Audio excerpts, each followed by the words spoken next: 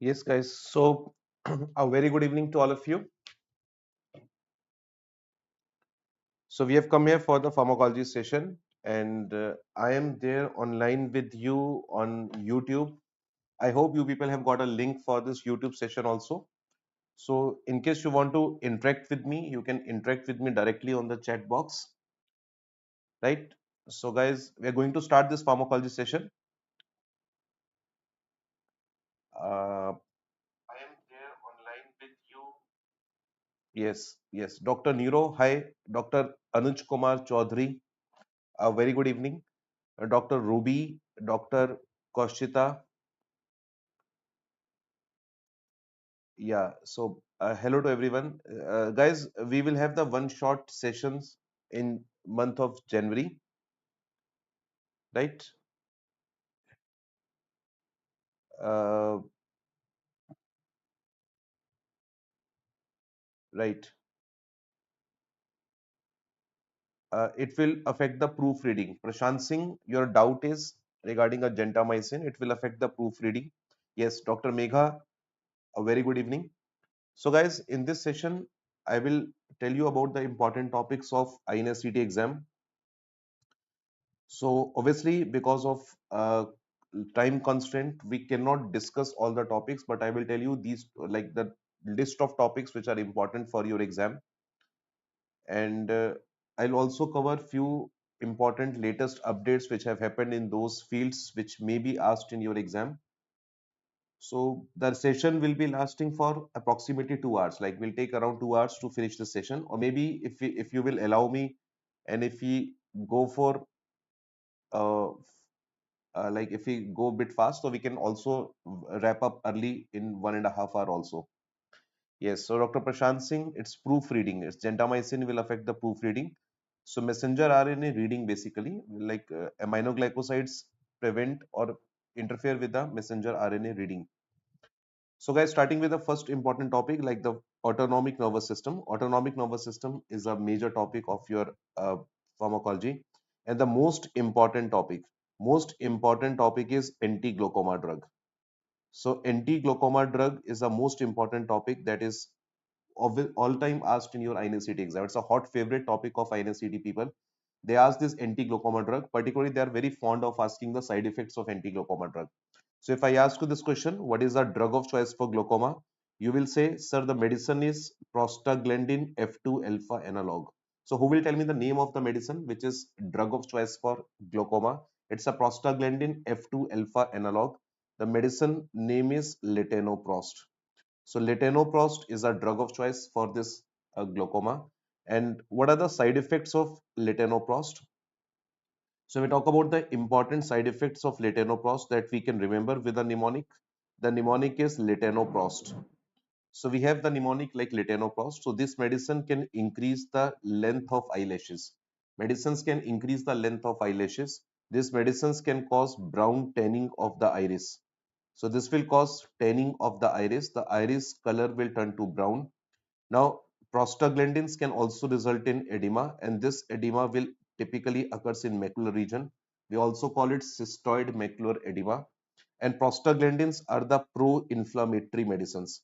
Like they will result in inflammation in the eyes, and they will particularly result in inflammation of a uvea and sclera. So medicines can cause uveitis and scleritis. So can result in uveitis and scleritis as a side effect. Now these medicines can make the orbital sulcus deep. So orbital sulcus will become deep, the side effect of the medicine. So the sulcus of the orbit will become deep. This is a side effect of this medicine, that is latanoprost. So medicine can lead to 5 important side effects. Now guys, here you people have to answer me what is the mechanism of action of latanoprost.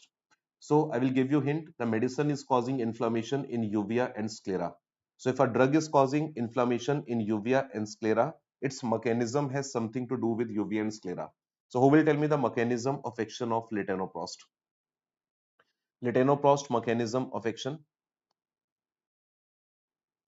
Mechanism of action of latanoprost, something related to uvea and sclera. So I think you people are getting my voice bit late. So without wasting much of time, let me tell you, its mechanism of action is this medicine can increase the uveoscleral outflow. So this medicine can increase uveous scleral outflow. That's why the side effect of the medicine is uveitis and scleritis. Okay, now medicines which will increase aqueous humor drainage. Medicines which will increase aqueous humor drainage. The medicines are like pilocarpine. So pilocarpine is one of the medicine that will increase aqueous humor drainage. Particularly, this medicine will increase the trabecular drainage. This medicine can increase the trabecular drainage.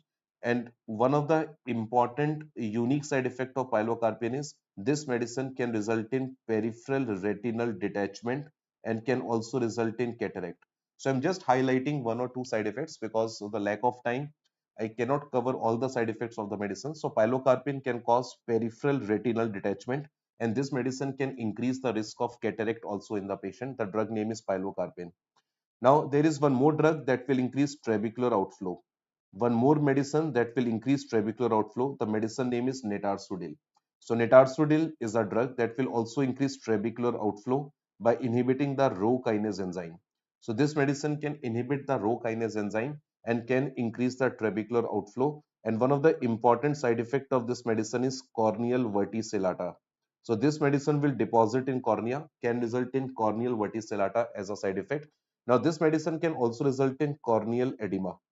This medicine can also result in corneal edema. And whenever we see this corneal edema, this has a typical honeycomb appearance. So, this has a typical honeycomb appearance. So, honeycomb appearance, corneal edema caused by which anti-glaucoma drug?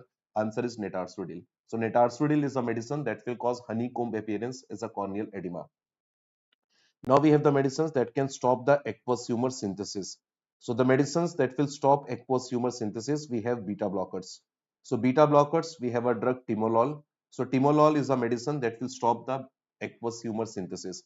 Now, whenever this medicine is given to a patient, we have to be careful that medicine can cause bronchospasm, and this medicine is a cardiodepressant medicine. So timolol is a cardiodepressant medicine, can suppress the activity of the heart, can reduce the cardiac output, can reduce the heart rate. So any patient who is suffering from these kind of disorders, we should not give timolol to this kind of patients who already suffer from problems of heart, or maybe the patient who is already suffering from bronchial asthma, COPD. We should not give timolol to this kind of patients. Although timolol is a second drug of choice for glaucoma after latanoprost. Now we have a drug name is brimonidine. So we have the medicines like brimonidine. Now brimonidine is a medicine. This medicine is an alpha 2 agonist. Now this is a unique medicine that will reduce aqueous humor synthesis. This is the main mechanism. Also, this medicine can increase uveoscleral drainage. So this medicine can reduce synthesis, can also increase drainage. So this is the medicine that will decrease synthesis as well as increase drainage. So this medicine act by both mechanism. Drug name is brimonidine. Now brimonidine is a medicine. This should not be given to children or neonates. This medicine should not be given to children and neonates, and we know the reason why. Why this medicine should not be given to children and neonates? Because this will cause respiratory suppression or the CNS suppression in children and neonates. That's why brimonidine should not be given to children and neonates. Now we have the medicines which are carbonic anhydrase enzyme inhibitor. Now we have a drug carbonic anhydrase inhibitor. The drug name is acetazolamide. So acetazolamide is given by IV route or by the oral route in treatment of acute angle closure glaucoma. This is given for acute angle closure glaucoma as a first drug. So this is given as a first drug in treatment of acute angle closure glaucoma. The drug name is acetazolamide. Second is, guys, the drug is medicines names are brinzolamide. Medicines are brinzolamide, and we have a drug dorzolamide. So brinzolamide and dorzolamide are two more carbonic anhydrase inhibitors which are given by the topical route. So these medicines are eye drops given as a topical drugs, brinzolamide and dorzolamide. The last medicine is mannitol. Mannitol is given by IV route, and this is the medicine that will not only reduce aqueous humor, that will also reduce the synthesis of vitreous humor. So this medicine will reduce the synthesis of vitreous humor as well. So this medicine mannitol can be given for glaucoma, right, guys? So these are the important drugs. Like you have to read this topic in detail. That is anti-glaucoma drugs topic. Although I have covered few aspects, but other aspects are also very important, which I have not been able to cover in this particular class. Now, after this anti-glaucoma drugs, the next topic is the second topic, which is important for the exam in autonomic nervous system, is cholinergic drugs. So cholinergic drugs is a very, very important topic for the exam. Now, the medicines which are cholinergic drugs, these medicines can result in some important actions in the body that we can remember with the mnemonic dumbbells. So, these medicines can cause diarrhea, dilatation of the blood vessels. Medicines can cause urination, meiosis, bronchospasm, bradycardia. Medicines can cause erection, lacrimation, salivation, and sweating. So, cholinergic drugs can cause dumbbells, diarrhea, dilatation of blood vessels, urination, meiosis, bronchospasm, bradycardia, erection, lacrimation, salivation, as well as can result in sweating. Now, these medicines can be of two types. Medicines can be directly acting, medicines can be indirectly acting. So, these medicines can be directly acting medicines, these medicines can be indirectly acting medicines. Now, the directly acting medicines are those that will directly stimulate the muscarinic receptor. So, here we have a drug, bithanecol. So bithanecol is a medicine that's a drug of choice for inactive bladder. This is the best medicine for atonic bladder. So this medicine is a drug of choice for atonic bladder. But one of the important side effect of this medicine is bronchospasm. Right? So this is a medicine which is a drug of choice for atonic bladder. This is also the drug of choice for post-operative retention of urine. This is drug of choice for post-operative retention of urine, as well as this is drug of choice for atonic bladder. The drug name is bithanecol, starting with B, given to stimulate B, that is bladder. Drug of choice for atonic bladder, post-operative retention of urine, it's a drug of choice. Important side effect is bronchospasm. So in patients of bronchospasm, we have to move on to the second drug of choice. The second drug of choice for post-operative retention of urine is tamsulosin. So tamsulosin is an alpha 1A blocker. So any patient who suffer from bronchospasm, any patient who has bronchial asthma, in post-operative retention of urine, tamsulosin is considered as second drug of choice. Right, guys? Now we have a medicine, pilocarpine, belong to this class, and we have discussed already that pilocarpine is an anti-glaucoma drug given in the form of eye drop. Now we have a new medicine belong to this class. The medicine name is xanomeline. So the medicine name is xanomeline, and this xanomeline is a drug. This is given in combination with trospium. So xanomeline is a medicine. This is given in combination with trospium. Right? So xanomeline directly act on muscarinic 1 and muscarinic 4 receptor. So xanomeline is a medicine that will directly act on muscarinic 1 and muscarinic 4 receptor. And by directly acting on muscarinic 1 and muscarinic 4 receptor, this medicine has recently got the approval for schizophrenia. So this medicine has got approval for schizophrenia. Medicine can directly stimulate the muscarinic receptor in central nervous system. Now, this medicine can also stimulate muscarinic receptor in periphery. This medicine can also stimulate muscarinic receptor in periphery and can result in peripheral side effect. Now, in order to stop the peripheral side effects, we give trospium along with this medicine. So, trospium is an anticholinergic drug. Trospium is an anticholinergic drug which cannot cross. This medicine cannot cross blood-brain barrier. This medicine always act in periphery, will not cross blood-brain barrier. So trospium is a medicine. This medicine can block this muscarinic receptor in periphery and can avoid the xanomeline side effects in periphery. This is a new medicine, new way to treat schizophrenia by stimulating a muscarinic receptor. So this is the new medicine, indirectly acting drugs. Now guys, in indirectly acting medicines, these medicines are acetylcholine esterase enzyme inhibitor. Medicines are acetylcholine esterase enzyme inhibitors. Medicines can be reversible or irreversible inhibitors. Medicines can be reversible inhibitors. Medicines can be irreversible inhibitors. Now, the medicines which are irreversible inhibitor of this enzyme, the medicines are organophosphates and carbamates. Medicines are organophosphates and carbamates. We call it organophosphate poisoning and the carbamate poisoning. And you people have to answer me the name of the antidote. So, what is the name of the antidote of organophosphate and carbamate poisoning? This you people have to answer me, right? Now, the medicines which are reversible inhibitors. Medicines which are reversible inhibitor. Here we have a drug. Drug name is donepezil. So here we have a medicine, the drug name is donepezil. So donepezil is a medicine that belongs to this class. Now donepezil is a drug that is considered as drug of choice for dementia.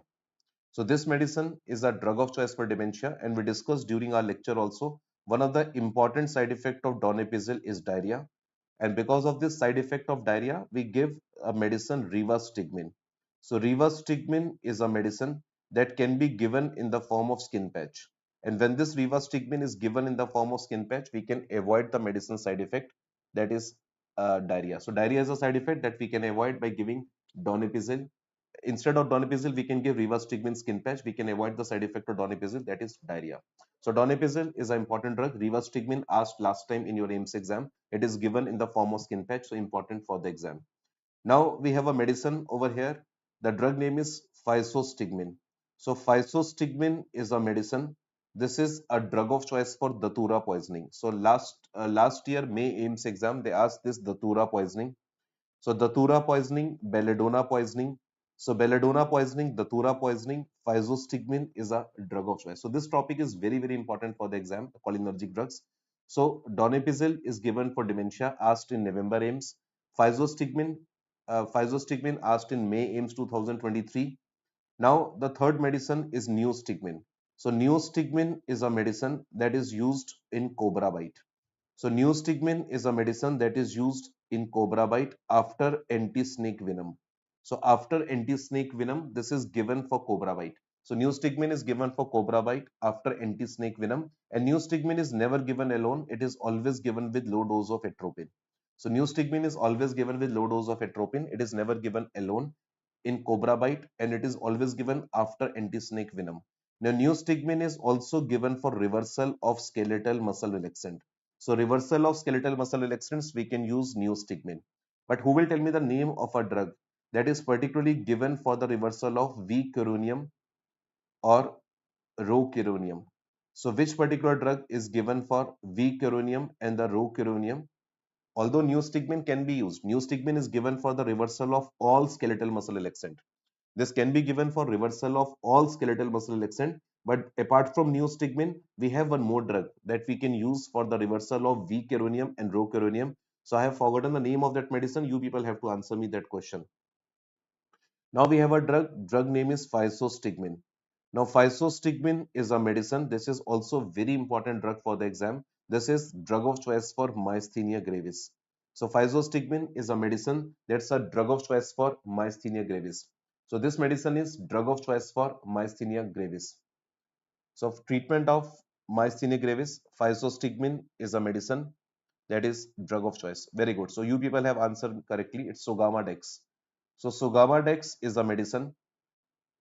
Sugama-dex is a medicine. This is particularly given for the reversal of V-curonium and the rocuronium. These two medicines have steroid nucleus. And because of the steroidal nucleus, Sugama-dex starts with S. It has a tendency to bind with the steroid molecules. So it is used for the reversal of V-curonium and rocuronium. The drug name is Sugama-dex. Overall, neostigmine can be given for any drug, but for particularly these two medicines, the results of Sugama-dex is better as per the latest studies instead of the neostigmine. Now we can use physostigmine for myasthenia gravis. Now myasthenia gravis is also very important topic for the exam.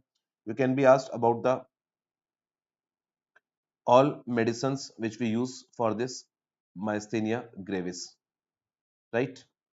Now guys, there is a new medicine for myasthenia gravis. Medicines that is given for myasthenia gravis. The drug name is zilucoplan. So please remember, nowadays the new medicines are coming up. So there are some drugs which are ending up with a word like copan or coplan.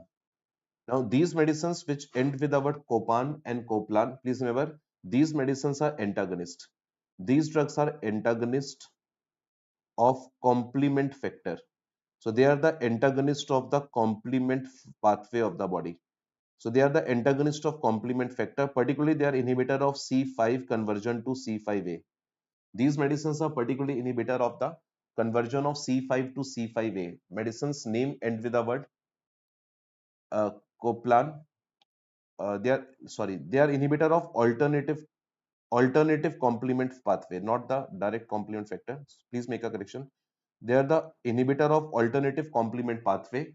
They inhibit this activity of C5 conversion to C5A, followed by this is not going to form the not going to form the C5A to C5-9 complex. So all these medicines that ends with the word copan or coplan, they are the complement factor or complement pathway inhibitors. So zilucoplan is a new medicine. This is inhibitor of a alternative complement pathway. So this is inhibitor of the complement pathway, And by inhibiting this alternative complement pathway, this medicine has got an approval. It's a new medicine for myasthenia gravis that you should be knowing when you're going for the INICET exam. And I will strictly say that these medicines which I'm discussing here as a new medicines, these are not meant for your NEET exam. NEET exam mein these medicines will not be asked. So these medicines will not be asked in NEET exam. Only for this INICET exam, we can read these medicines for that.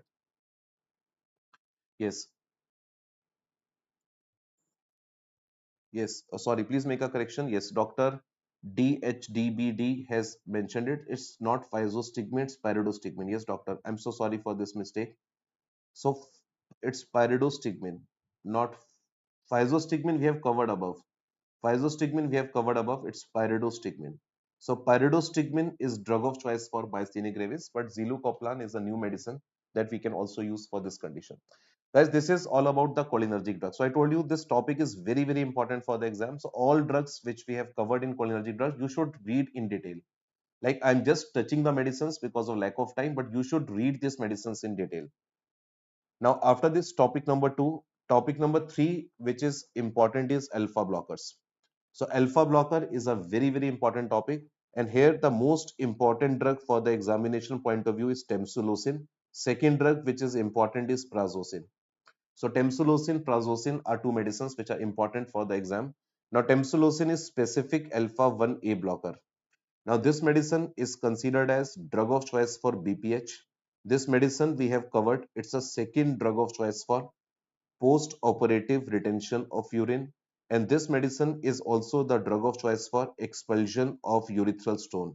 So whenever we want to expel the urethral stone, this is the drug of choice. So this medicine can be used as the drug of choice for expulsion of urethral stone.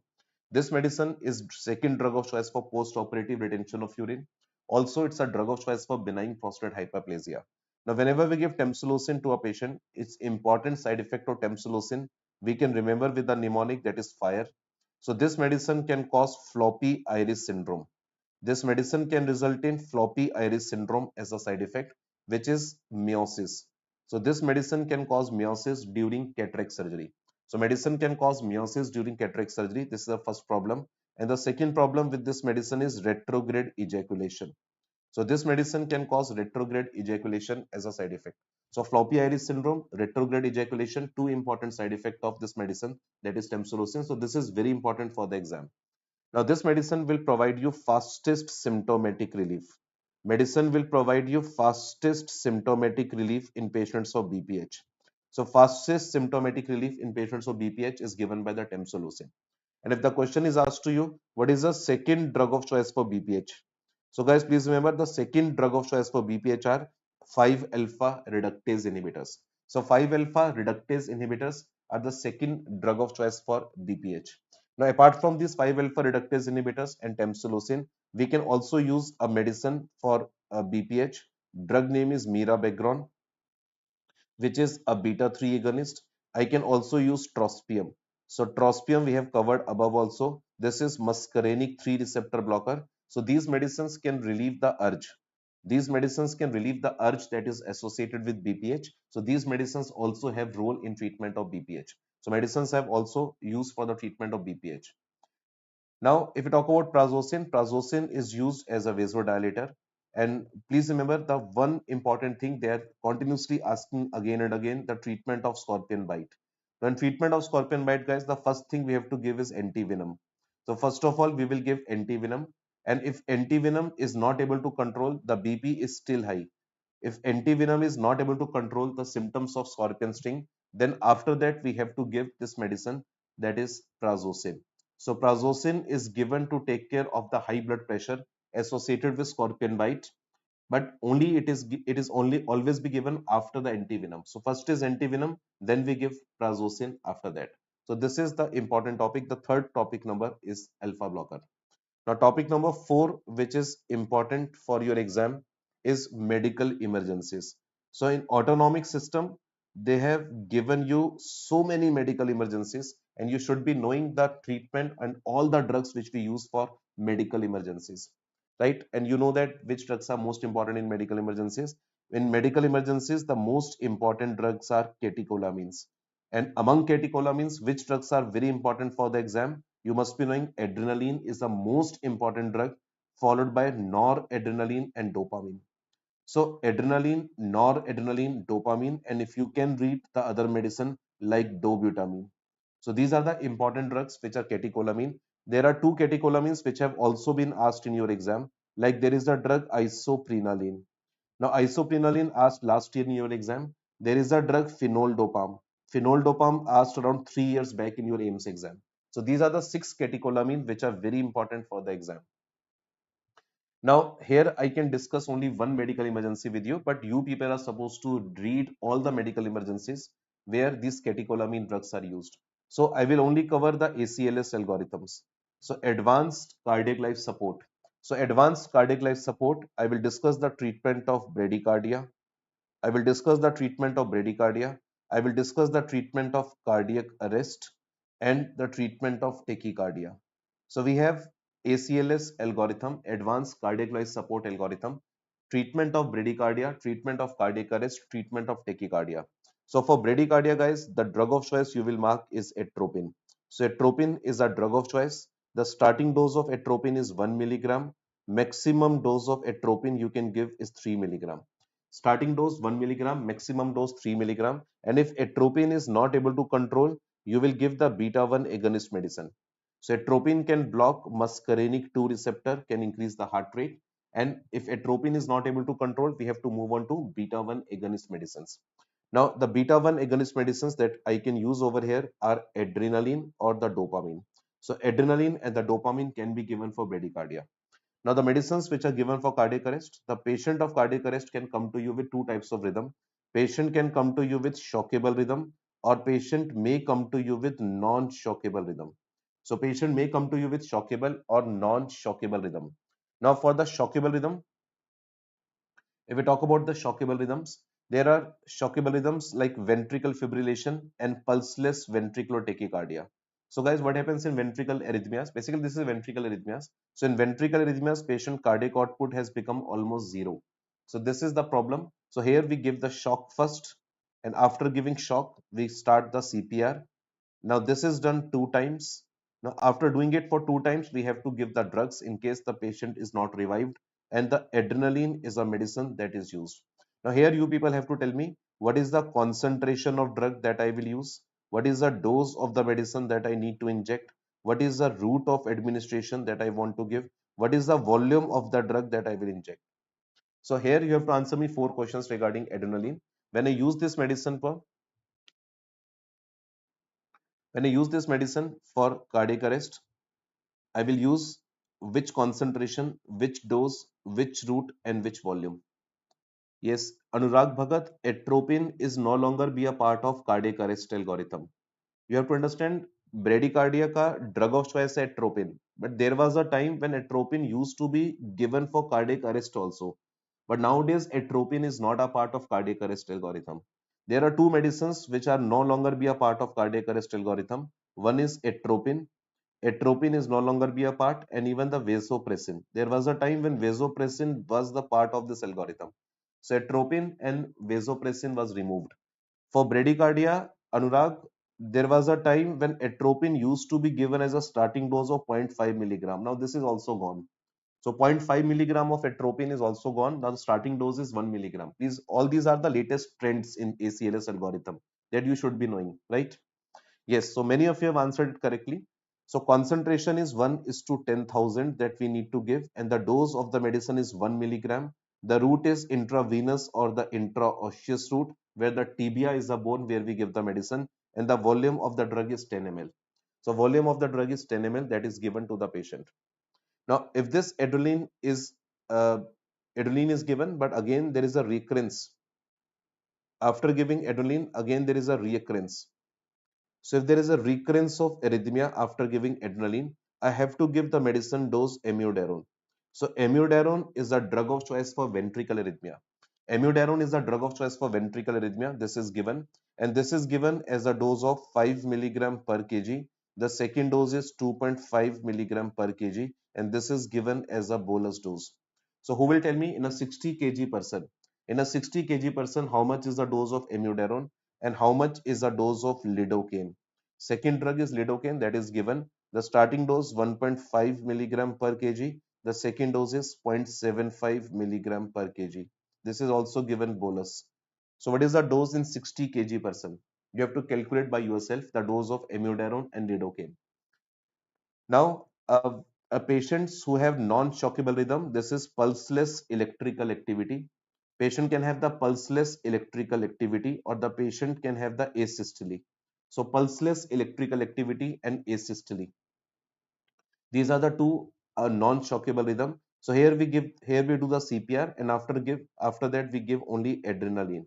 So adrenaline is the only thing that we can do for this patient. If the patient is revived, it's fine. If the patient is not revived, then obviously we have to write the DC of that patient, right? Now tachycardia. Now tachycardia means patient is having the supraventricular tachycardia.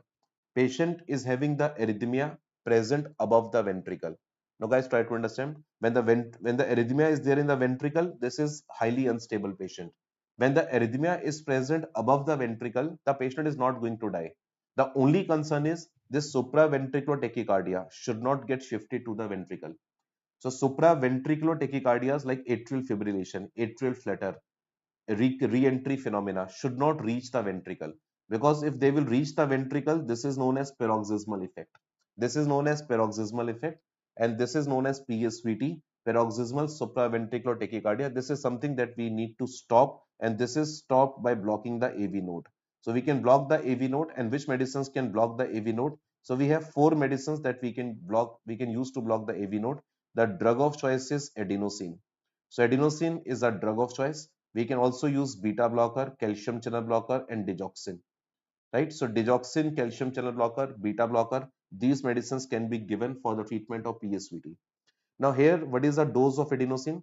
Now adenosine, the first dose of adenosine is 0.1 milligram per kg, and the second dose of the medicine is 0.2 milligram per kg.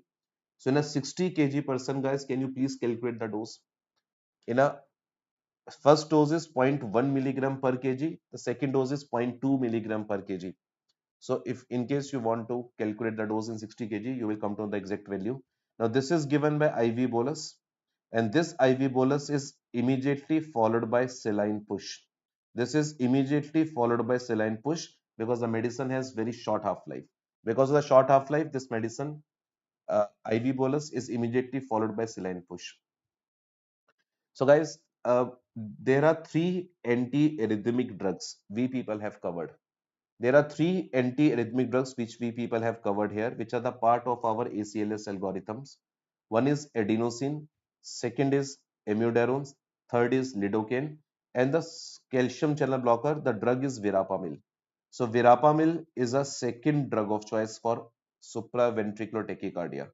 Now, for your examination point of view, you have to read only these four antiarrhythmics. So these four antiarrhythmics, which are part of our ACLS algorithm, are always asked in detail. So you should be knowing everything about amiodarone, lidocaine. You should be knowing about adenosine, everything. You should be knowing about verapamil. So all this dosing is important. All these drugs are important, which are part of our medical emergencies. So one medical emergency I have covered with you, that is ACLS. The rest of the medical emergencies, guys, you people have to cover by yourself. I will just write down the names of emergencies. Like you have to read the treatment of shock. So what is the treatment of all type of shock that you should be knowing? You should be knowing the treatment of acute hypotension. So what is the treatment of acute hypotension? So treatment of acute hypotension, treatment of all type of shock, you should read by yourself. This is all about the fourth topic, which I think is important for your exam. When you're going for the INICET exam, you should be knowing about this. Now, let's move on to, this is all about autonomic nervous system. Now, let's move on to the next topic, respiratory system. And in respiratory system, in pharmacology, according to the recent trends, only one thing they have asked, and that thing is treatment of bronchial asthma. So guys, treatment of bronchial asthma is very, very important topic for your exam. So treatment of bronchial asthma, what are the guidelines? How to use medicines in treatment of bronchial asthma? Treatment of status asthmaticus, what are the guidelines? So what are the guidelines to treat status asthmaticus. And one thing is side effects of inhalational corticosteroids. So side effects of inhalational corticosteroids. So all these things are related to your bronchial asthma.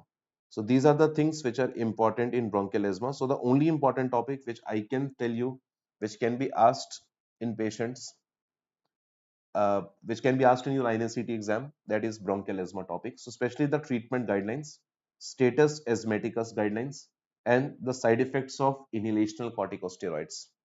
Right, guys? So out of these three, I can discuss with you status asthmaticus in case you want, like how to treat status asthmaticus. So whenever the patient of status asthmaticus come to you, you will start the oxygen therapy. You will start the IV fluids to this patient immediately to correct the electrolyte imbalance, right? Or to manage the acid base balance. So manage the acid base balance of the patient. Now, apart from that, you have to start with the bronchodilators. So the drugs that we need to give are bronchodilators. Now, among bronchodilators, which bronchodilators are preferred? So the first bronchodilator that we start is SABA, and among all the SABA, salbutamol is a medicine of choice. Now, when salbutamol is not able to control, we will add. We'll add in the patient treatment, that is SAMA, short-acting muscarinic antagonist. The drug name is ipratropium. So the drug name is ipratropium. Now, if this ipratropium is not able to control, we have to add the third medicine in the patient treatment, that is IV magnesium sulfate. So IV magnesium sulfate is a third medicine that is added in the patient treatment. And even then it is not able to control, we have to give the medicine aminophylline. So aminophylline is a fourth bronchodilator that is added in the patient treatment. This is a sequence of adding the bronchodilators in the patient treatment. First salbutamol, second ipratropium, third magnesium sulfate, fourth aminophylline. Now, whenever you give salbutamol, you have to be very careful about the hypokalemia side effect. And whenever you give ipratropium, you have to be very careful about the paradoxical bronchospasm. You have to be very careful about the paradoxical bronchospasm that can occur as a side effect of ipratropium. So this is how we add bronchodilators in the patient treatment. Now, uh, now the fifth thing that we can use in this patient is we can give steroids also. Now, how to give steroids in the patient of status asthmaticus? This you have to understand. Steroids are given either by oral or IV route. Basically, steroids are not given by inhalational route. Steroids are not given by inhalational route. Steroids are given by oral and IV route. So this you have to understand. Although the steroids have slow onset of action, but these medicines, when action of these medicines will start, they will not let this attack to reappear again and again. So steroids can be given by systemic route, not by the inhalational route. Now, apart from that, we have to give antibiotics also. We have to give antibiotics to treat the infection, that has precipitated this status asthmaticus. You have to give antibiotics to treat the infection that has precipitated this status asthmaticus attack. Now, guys, please remember, whenever we give antibiotics in status asthmaticus, we do not give erythromycin. We do not give erythromycin. Like patient, most of the time, patient is having the pneumonia. So lower respiratory tract infection, patient is having the pneumonia. So I will not give erythromycin. I will not give clarithromycin. I will not give ciprofloxacin. Now, who will tell me why these medicines are not given? Anyone can tell me why these antibiotics are avoided? Why these antibiotics are avoided? Although these medicines are very good antibiotics for pneumonia, but in patients of status asthmaticus, I will not give these antibiotics to a patient. Can any one of you tell me the reason for that? If you know the reason, it means your clinical pharmacology is very strong. This is all about the one topic that I have covered. The other things you have to read by yourself, like the side effects of inhalational corticosteroids, guidelines for the maintenance treatment of bronchial asthma, you have to read. Theophylline is one more drug that you need to read. So these are the important topics in bronchial asthma. Okay, so this is the topic number 5 that I have covered. Now, guys, then comes the topic kidney. So kidney, the medicines that will act on kidney are known as diuretics. So topic number 6. Very good. So Dr. Anurag Bhagat and Dr. Saurabh Anand, your arrow is just on the uh, bullseye, right? So yes, these three antibiotics are liver enzyme inhibitors. These three antibiotics are liver enzyme inhibitors, and the patient is already on aminophylline, which is a theophylline basically, right? So patient is already on theophylline, which is a narrow therapeutic index drug. And if you give these antibiotics, the patient can develop the theophylline toxicity. So you don't give erythromycin, clarithromycin, ciprofloxacin in patients of status asthmaticus. Yes, these three are liver enzyme inhibitors. So this is how you have to correlate in the exam as well. Now in kidney guys, the most important diuretic topic is PCT. The drugs that will act on proximal convoluted tubule. Medicines that will act on proximal convoluted tubule. Medicines are carbonic anhydrase inhibitor. Number 2, medicines are SGLT2 inhibitors. And number 3, mannitol. So this topic is very important for the exam. The medicines that will act on PCT of kidney. Carbonic anhydrase inhibitors, SGLT2 inhibitors, and mannitol are the three diuretics which will act on kidney. So here we can discuss about one of the topic, like we can discuss SGLT2 inhibitors. So whenever we give SGLT2 inhibitors to our patients, these medicines can result in loss of sodium and water. These medicines can cause loss of sodium and water. S means sodium and the G means glucose. So these medicines can result in loss of glucose from the body, as well as these medicines can cause loss of sodium and water from the body. We call them SGLT2 inhibitors. Now, because these medicines can cause loss of sodium and water from the body, they can reduce congestion. They can reduce congestion in patients of congestive heart failure. Now, these medicines which will reduce congestion in congestive heart failure, they have got approval for congestive heart failure. So, two medicines are approved. One is dapagliflozin, second is empagliflozin. So, dapagliflozin, empagliflozin, two medicines are approved. But recently in 2024, they have given approval to one new medicine, that is sotagliflozin. So, sotagliflozin is a new medicine discovered in this class. Now, studies have shown when you give sotagliflozin to a patient for the treatment of CHF, this medicine can reduce the risk of mortality. So, this is the medicine that can reduce the mortality in CHF. This is the medicine that can also reduce the hospitalization, the risk of hospitalization. So, hospitalization incidence in CHF patient is reduced by this medicine, that is sotagliflozin. It's a new medicine that's recently got approval, and this medicine has become a wonderful drug for the treatment of CHF. Now, these medicines can also result in loss of glucose from the body. As a result of loss of glucose from the body, the medicines have got approval for diabetes mellitus 2. Now, these medicines can also reduce the risk of diabetic microangiopathy. So, these medicines can reduce the risk of diabetic microangiopathy. Like last year, like this year in May exam, they have asked this question. They are the second drug of choice for diabetic kidney disease.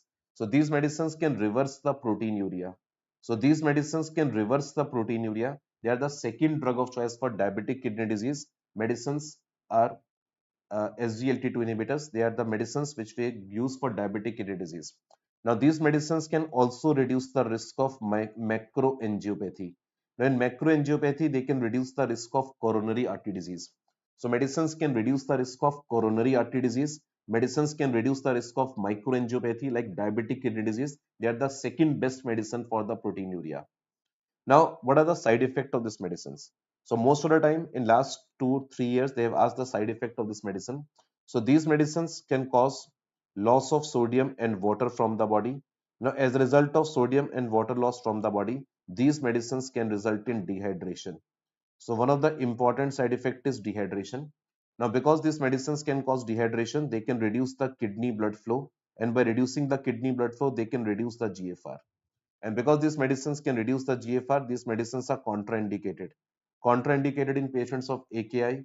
These medicines are contraindicated in patients of CKD, where the GFR has fallen less than 35 to 30 to 45.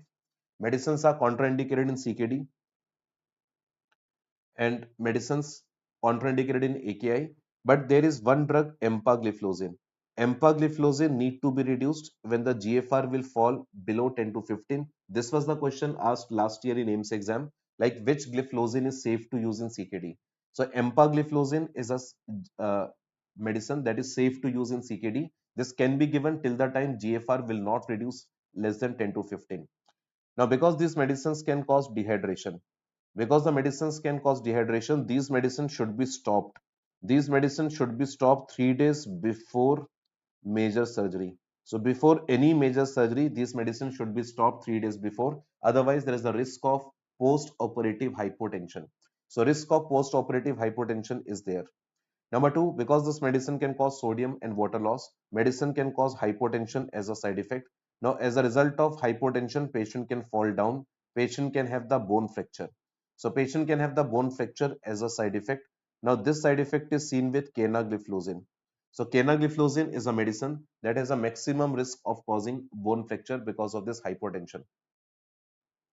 Now, these medicines can result in glycosuria. Now, because of the glycosuria, guys, who will tell me which side effects can occur? So because of the glycosuria, you must be knowing the medicines can increase the risk of UTI. Particularly, the medicines can increase the risk of Candida UTI. These medicines can result in infection of genital skin, like medicines can cause Fournier's gangrene. In female patient, the medicines can cause vulvovaginitis, right? And the medicines which will cause glycosuria, these medicines can result in weight loss. So medicines can cause significant weight loss. The medicines are SGLT2 inhibitors. Number four, side effect of this medicine. Because of some unknown reason, these medicines can increase the risk of limb amputation. So medicines can increase the risk of limb amputation. As a result of that, these medicines should not be given. These medicines should not be given to a patient of diabetes mellitus associated with non-healing ulcer. So any diabetic patient who have ulcer already at the risk of limb amputation, and this risk is further increased, or the patient of diabetes mellitus with peripheral vascular disease, the medicines are contraindicated. Otherwise, this risk of amputation will further increase. So risk of limb amputation will further increase, should not be given to these kind of patients. Now, these medicines can also result in euglycemic diabetic ketoacidosis. So these medicines can result in euglycemic diabetic ketoacidosis. Now, because of the euglycemic diabetic ketoacidosis, these medicines should not be given in diabetes mellitus 1 patients. So in diabetes mellitus 1 patients, medicines are contraindicated. So not a very good medicines for diabetes, but they are the wonderful drugs for CHF. So CHF is the main thing where the medicines are mainly used these days. Diabetes में तो medicines का role, I mean, is their role is there, but I mean, because of the side effects, we have a better alternatives in day-to-day practice. Yes, Dr. Saurabh, SGLT2 inhibitors and metformin both will cause weight loss. Metformin can cause weight loss, SGLT2 inhibitors can cause weight loss. Both medicines can cause weight loss. So this was the sixth topic, the medicines that will act on PCT of kidney. Now the seventh topic, which is important here, is thiazides, and invariably in thiazides they are asking the indications. So they are asking the indications of thiazide diuretics, and one of the very important indication is thiazides are the drugs which will promote the action of parathyroid hormone, and by promoting the parathyroid hormone action, thiazides can cause retention of calcium, and because thiazides can cause calcium retention, thiazides are the medicines which can be given for the treatment of nephrocalcinosis. So medicines can be given for nephrocalcinosis. Medicines can be given for calciuria. Medicines can be given for calciuria. Medicines can be given for hypocalcemia.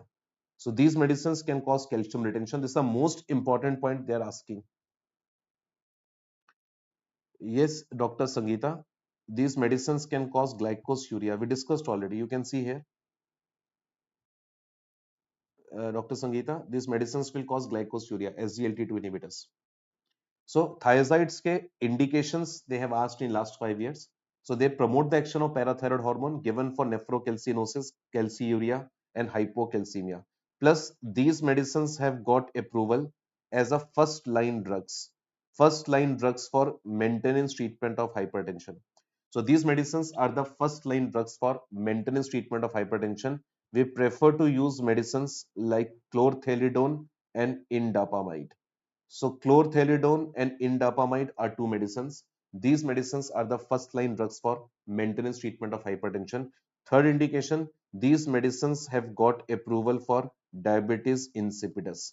So medicines have got approval for diabetes insipidus as well. Medicines can cause water retention, and because of the water retention, thiazides have got approval for diabetes insipidus. So topic number 7, thiazides can be asked in your exam, particularly the indications of thiazides.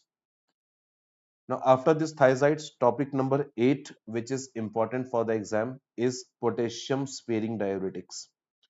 Now, potassium sparing diuretics में there is a topic, we call it aldosterone receptor antagonist. Medicines are aldosterone receptor antagonist. All medicines end with the word on, like we have a drug spironolactone. We have a medicine like eplerenone. We have a medicine like finrenone. So last year, like not last year, this year in May AIMS, they've asked this medicine Finrenone. So guys, please remember, Finrenone is a new medicine belong to this class. This medicine has got a approval for diabetic kidney disease. So this is the third drug of choice for diabetic kidney disease, and this is the medicine that will also reverse the proteinuria. The same question asked in May AIMS 2024. Same question asked in uh, May AIMS, that Finrenone can reverse diabetic kidney disease. Now, Finrenone also has got approval for the treatment of CHF. Like all medicines have got approval for CHF, Finrenone also has got approval for CHF, where the medicines can prevent the cardiac remodeling. Medicines can prevent the cardiac remodeling and improve the survival of the patients in CHF. So Finrenone is an important drug asked in your exam. And one more thing they've asked regarding the medicine is regarding the side effect. So spironolactone is a medicine which can cause hyperkalemia, and this medicine is also drug of choice for ascites. Rest of the things you people have to read by yourself. So this is the topic number 8, potassium sparing diuretic, which can be asked in your exam. Now, topic number 9, which is important, is medicines that will act on anti-diuretic hormone. So, anti-diuretic hormone drugs, this is important topic. So, we have a anti-diuretic hormone inhibitor. So, there is a medicine which is anti-diuretic hormone inhibitor. Drug name is tolvaptan. So, this is the medicine tolvaptan. Tolvaptan is a drug of choice for SIADH. Tolvaptan is a medicine. It's a drug of choice for SIDH. This is inhibitor of vasopressin 2 receptor. Vasopressin 2 receptor, drug of choice for SIDH. It is also given for autosomal dominant polycystic kidney disease.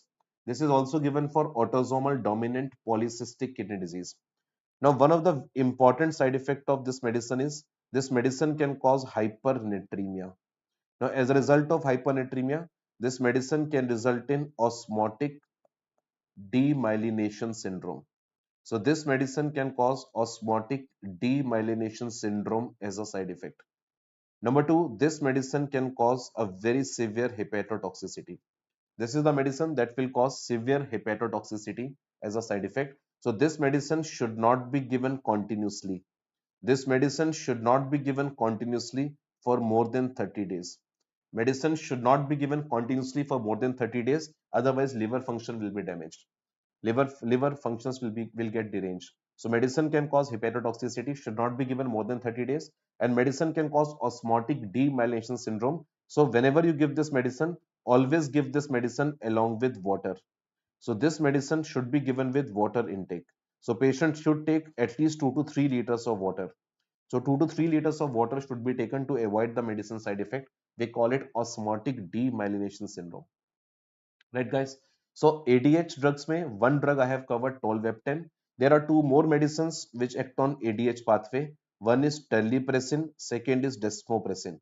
So these two medicine you will read by yourself. So this is the topic number, I think, 9. This is important. So topic number 9 I have covered. Right, guys?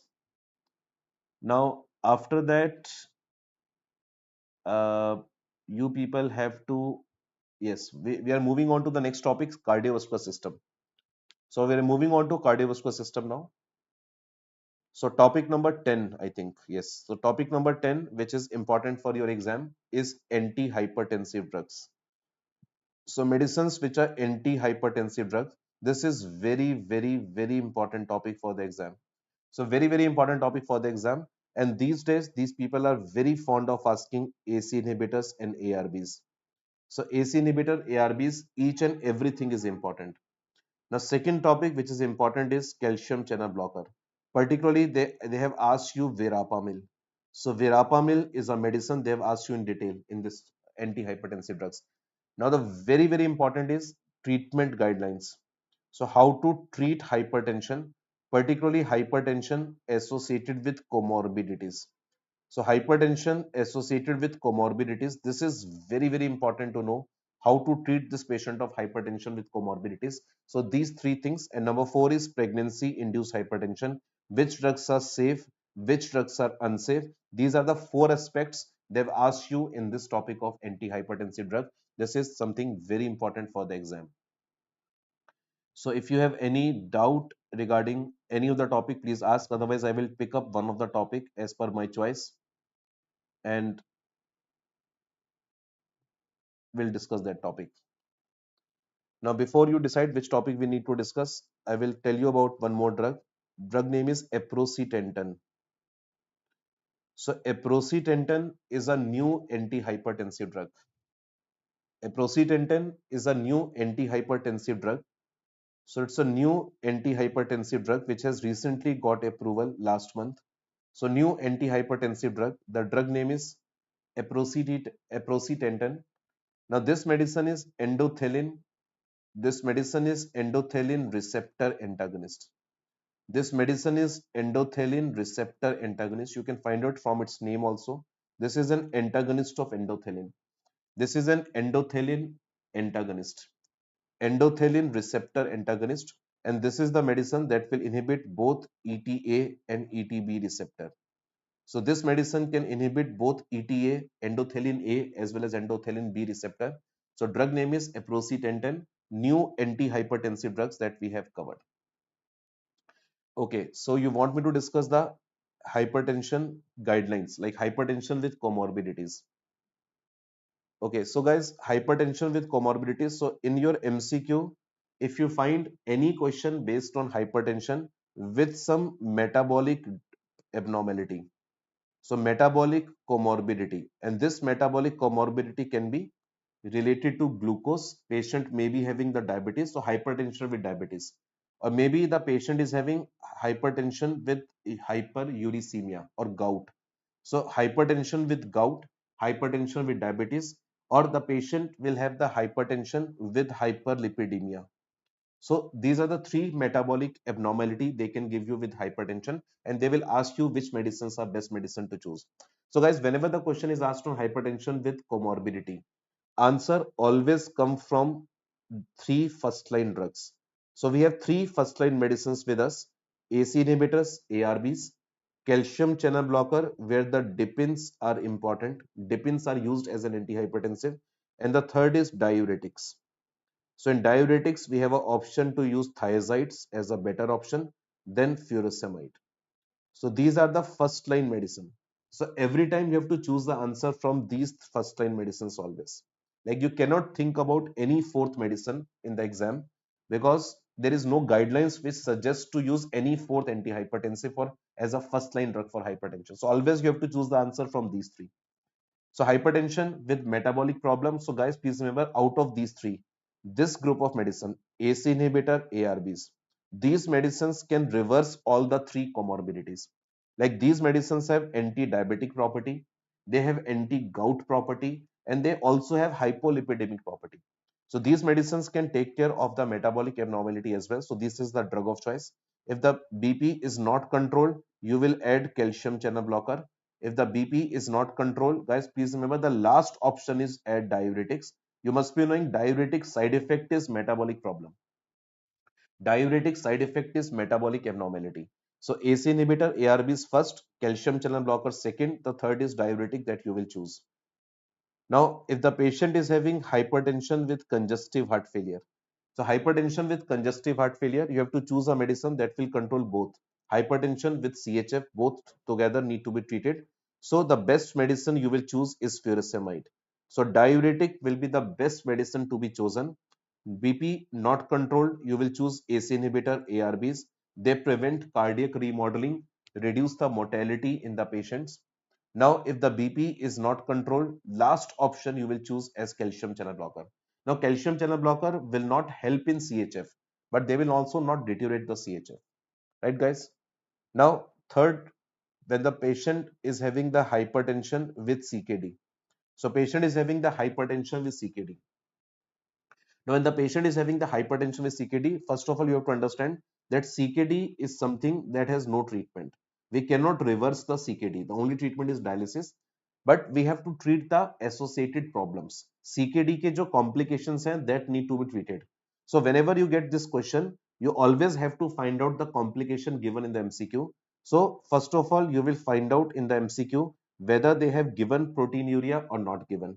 So if the proteinuria is given or not given. So if the proteinuria is given, like patient is having CKD with proteinuria, you have to choose a medicine that will reverse proteinuria as well. So which medicine can reverse proteinuria? Answer is ACE inhibitor ARBs. They will also control BP plus control proteinuria out of the above three options. Now, if the BP is not controlled, the second option you will choose as calcium channel blocker, because calcium channel blockers are the medicines which are purely metabolized by liver. So these medicines are safe to use. These medicines are safe to use in patients of CKD. Now, even then the BP is not controlled, you will choose the fourth option as diuretics. Now, guys, please remember, whenever we use diuretics in CKD, their efficacy will decline like anything. So, diuretics efficacy will be minimally seen because diuretics required kidney for the action. When the kidney is failed, diuretics will not be able to act in the body. So, diuretic will be the last option to be chosen in this patient of proteinuria. Now, second, in case the proteinuria is not given in MCQ, then you will find out whether the edema is there or not there. So you will find out whether the edema is there or not there. So if the edema is there, but proteinuria is not there, so you have to give a medicine that will treat edema as well as hypertension. You have to understand CKD ko we cannot treat. Now in this case, proteinuria is also not there. So you have to treat edema plus hypertension. So the best drug to start is diuretics. Best drug to start is diuretics. Not able to control, you will add ACE inhibitor ARBs because they also have diuretic property. So they inhibit renin-angiotensin pathway. By inhibiting renin-angiotensin pathway, you will choose this medicine. They will also have the mild diuretic property. Last is calcium channel blocker. Now guys, in case the patient does not have any of the above, like patient is not having proteinuria, patient is not having the edema as well. Now there is nothing to treat. You have to treat just hypertension. And when you have to treat hypertension, you know that you have an option to give ACE inhibitor ARBs to young patients and calcium channel blockers are given to old patients. So any of the medicine you can choose. The BP is not controlled, you know the normal guidelines. Like in case patient is having nothing, only patient is having hypertension with CKD without any complication. So treat like a normal hypertension. Patient BP is not controlled, combine these two drugs. Patient BP not controlled, add diuretics. So in this way, we keep on adding the medicines in the patient treatment. This is the treatment of hypertension with comorbidity with CKD. Now the last is when they have given you hypertension with coronary artery disease. So hypertension with coronary artery disease, like they have given you myocardial infarction or angina. Now this is the only exception where you can choose the answer between ACE inhibitor ARBs and almost equally important are beta blockers. So ACE inhibitor ARBs and beta blockers both are equally good medicines and these medicines can be started in this patient. Right, guys? So one topic we have discussed in hypertension, antihypertensive drugs, but other things are also important to be discussed in topic of antihypertensive drugs. So 10th topic is antihypertensives. Moving on to the 11th topic, which is important for the exam, is drugs for congestive heart failure. The hot favorite question, hot favorite topic of INICET people, because this topic is very difficult and these people are very fond of asking the medicines which are given for heart failure, particularly the medicines which are given for heart failure with reduced ejection fraction. So heart failure with reduced ejection fraction, we also call it systolic heart failure. So these drugs are very, very important for the exam. Right, guys? Particularly these people are very fond of asking which medicines can reduce mortality. Which medicines can reduce mortality in patients of CHF? So the medicines which will reduce mortality in patients of CHF, the medicine which is important for the exam is ARNI. So ARNI is a drug which has got approval, right? So this medicine can improve survival, reduce mortality. So ARNI is a very important drug. Not given in MCQ, you can choose ACE inhibitors. Not given in MCQ, you can choose ARBs. Now, all these three medicines can lead to a common side effect as hyperkalemia. All these medicines can cause hyperkalemia as a side effect. Now, we have some second line drugs also which can be given for this purpose. Medicines can be aldosterone receptor antagonist. Medicines can be beta blocker. Medicines can be SGLT2 inhibitor like sotagliflozin we have covered today. So sotagliflozin has got approval here. So sotagliflozin can reduce mortality. Beta blockers can reduce mortality. Aldosterone receptor antagonist can reduce mortality like eplerenone. Eplerenone is a medicine which has very good results. Now recently Finrenone. Finrenone also has got approval. Now there is a combination of isosorbide dinitrite plus hydrolazine. So combination of isosorbide dinitrate plus hydrolazine, these are the second line drugs which can reduce mortality in patients of CHF. Now here I would like to discuss one drug with you, that is Arni. So Arni is a medicine which is a combination of valsartan plus sacubitril. So this is the medicine which is a combination of valsartan plus sacubitril, where the valsartan is angiotensin receptor blocker. This will prevent cardiac remodeling. This medicine is given to prevent cardiac remodeling, and sacubitril is a medicine. This is inhibitor of neprilysin enzyme. This is inhibitor of neprilysin enzyme, and by inhibiting neprilysin enzyme, this medicine can increase the level of ANP and BNP in the body and can result in diuretic effect in the body. So this will reduce congestion. Sacubitril will reduce congestion, and valsartan will reduce the cardiac remodeling. So this medicine is the one. This is the best medicine to reduce overall mortality in patients of CHF. But this medicine should not be given if the patient BP, guys, this ये इतना important point है कि the patient BP is low, you should not give Arni to the patient. The BP should not be less than 100 systolic BP. Patient should not have hyperkalemia. Patient should not have history of angioedema. Patient should not have history of angioedema. Patient should not be pregnant. These are the four strong contraindication of using this medicine. Now here you people have to answer me. Apart from Arni, which other group of medicines written over here can cause angioedema? Apart from Arni, which other drug here written over here, which group of medicine written over here can also reduce, can also can also cause angioedema as a side effect apart from Arni? So apart from Arni, which other medicine can cause angioedema? So this is the first group of medicine that we use for heart failure. Second group of medicines that we use for heart failure is the medicines which can reduce the congestion. So which medicines can reduce the congestion? We know that furosemide is the best medicine to reduce congestion. We can also use SGLT2 inhibitors for this purpose. We can also use aldosterone receptor antagonists for this purpose. We can also use thiazides. And among thiazides, there is the drug metolazone. So metolazone is a thiazide that has got approval for CHF. Number three, we have to read the medicines which will decrease heart rate. So beta blockers are the medicines which will decrease the heart rate. And we have a medicine ivabradine. Ivabradine is a medicine that will also reduce the heart rate in this patient of heart failure. So ivabradine has got an approval. Very good, guys. You people are answering well. AC inhibitors are the drugs which can also cause angioedema. So who will tell me if the patient is taking Arni and patient wants to switch to AC inhibitor? Patient is taking Arni, patient has to switch to AC inhibitor. Then how much time period patient has to wait? How much time period patient has to wait so that he can safely switch to AC inhibitor? Because both medicines can cause angioedema. So we have to, sometimes we have to switch from Arni to AC inhibitors. Then how much time gap we need to maintain? How much time gap we have to maintain so that we can safely switch from Arni to AC inhibitor or vice versa also? So we were discussing about the medicines that will maintain the tachycardia. So beta blockers are the best medicines. Ivabradine is the second option. Now which beta blockers have got approval? So carvedilol. Carvedilol is a beta blocker which is the best beta blocker to be used. Other medicines can be metoprolol and one more can be bisoprolol. So metoprolol, bisoprolol are the medicines. These medicines can also be given to reduce the heart rate. Now, apart from that, there is one inotropic drug. There is one inotropic drug which has got approval. The drug name is digoxin. So this is also very, very important drug. Drug name is digoxin. So digoxin is the drug important for the exam. So this can be asked. You have to read. Right, guys? So CHF में I have covered one drug.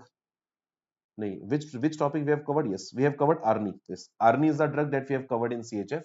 Rest of the drugs you will read by yourself. All drugs are important. This topic is very important, right? Yes, Dr. Shiv Kumar. Yes, 36 hours we have to wait. 36 hours time gap we need to maintain. Yes, Shiv Kumar, I am covering the latest update in between. I have covered 3 or 4 new medicines which are recently approved. I am covering all these medicines,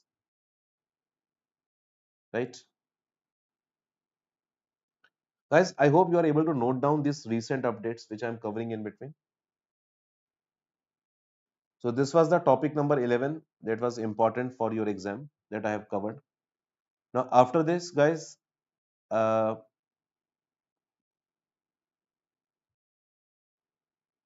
okay, one recent update regarding a drug for CVS. There is a new medicine.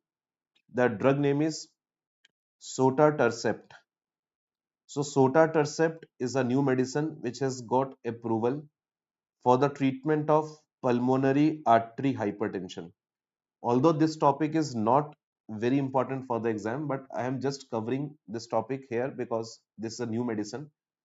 So after a long time, a new concept has been discovered in treatment of pulmonary artery hypertension. The drug name is sotatercept. This medicine is this medicine is activin receptor inhibitor.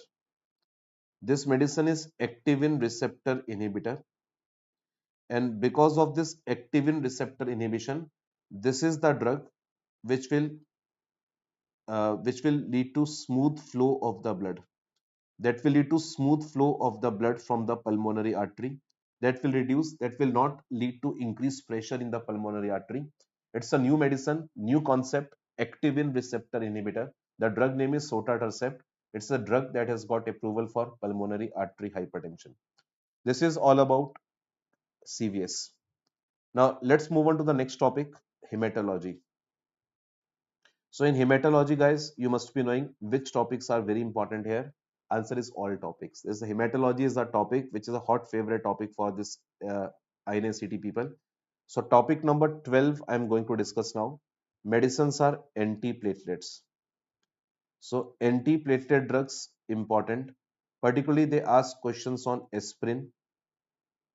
They ask question on medicines which are P2Y12 inhibitors, and they ask question on medicines which is glycoprotein 2B3A inhibitor. And you know that the latest medicine in this group is Vorapexor. Vorapexor is a medicine which is a PAR1 inhibitor. Vorapexor is PAR1 inhibitor. This is a thrombin receptor inhibitor, PAR1 inhibitor. So this medicine is a new antiplatelet drug. Now here you people have to answer me regarding a drug P2Y12 inhibitor. The drug name is clopidogrel. So the drug name is clopidogrel. Now this medicine is a prodrug. This medicine is a prodrug. Now who will tell me the name of a liver enzyme?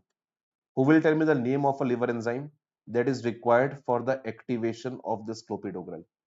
What is the name of a enzyme that is required for the activation of this clopidogrel? So that you need to answer me this time.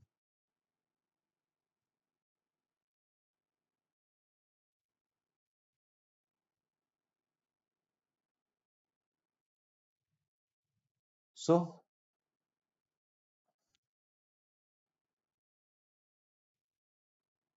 yes, there is some problem in my connection. Yes, now it's connected. Yes, the name of the enzyme is CYP2C19 enzyme. CYP2C19 enzyme. So CYP2C19 is an enzyme that is involved in activation of clopidogrel, and this enzyme is partially defective. This enzyme is partially defective in 40% of Asians. So in 40% of Asians, this enzyme is partially defective. So this topic, guys, you people have to read in detail. I'm not covering these topics in detail. I'm just giving you that these topics are important. One or two important aspects I am discussing with you. Now, there is a latest clinical trial which has been done. Like antiplatelet medicines are given to a patient of ST elevated MI. These medicines are given to a patient of stroke or gangrene. So these medicines are given to a patient of stroke, gangrene, MI patients. Now, there was a clinical trial which was done. The patient who have got stroke, the patients who have got stroke, now patients are already on anticoagulant therapy. Patient is already on anticoagulant therapy. So patient is already on anticoagulant therapy and the patient has got an attack of stroke.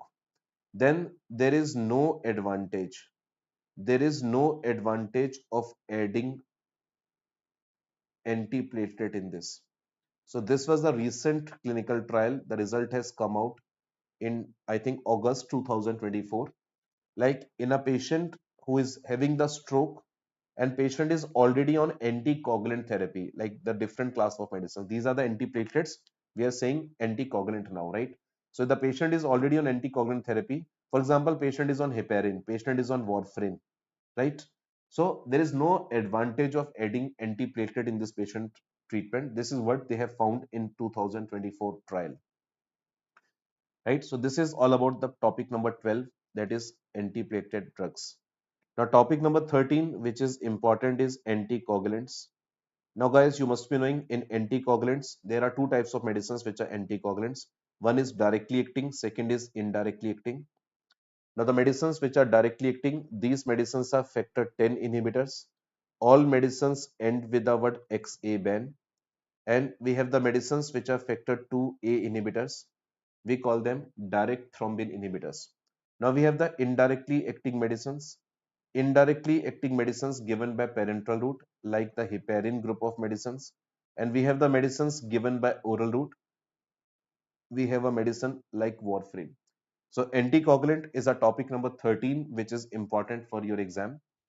So each and every aspect is important, especially the directly acting medicines. So like if you tell you about the few unique things about these medicines, like directly acting medicines are more efficient medicines. These medicines are more efficient. Indirectly acting medicines are comparatively less efficient.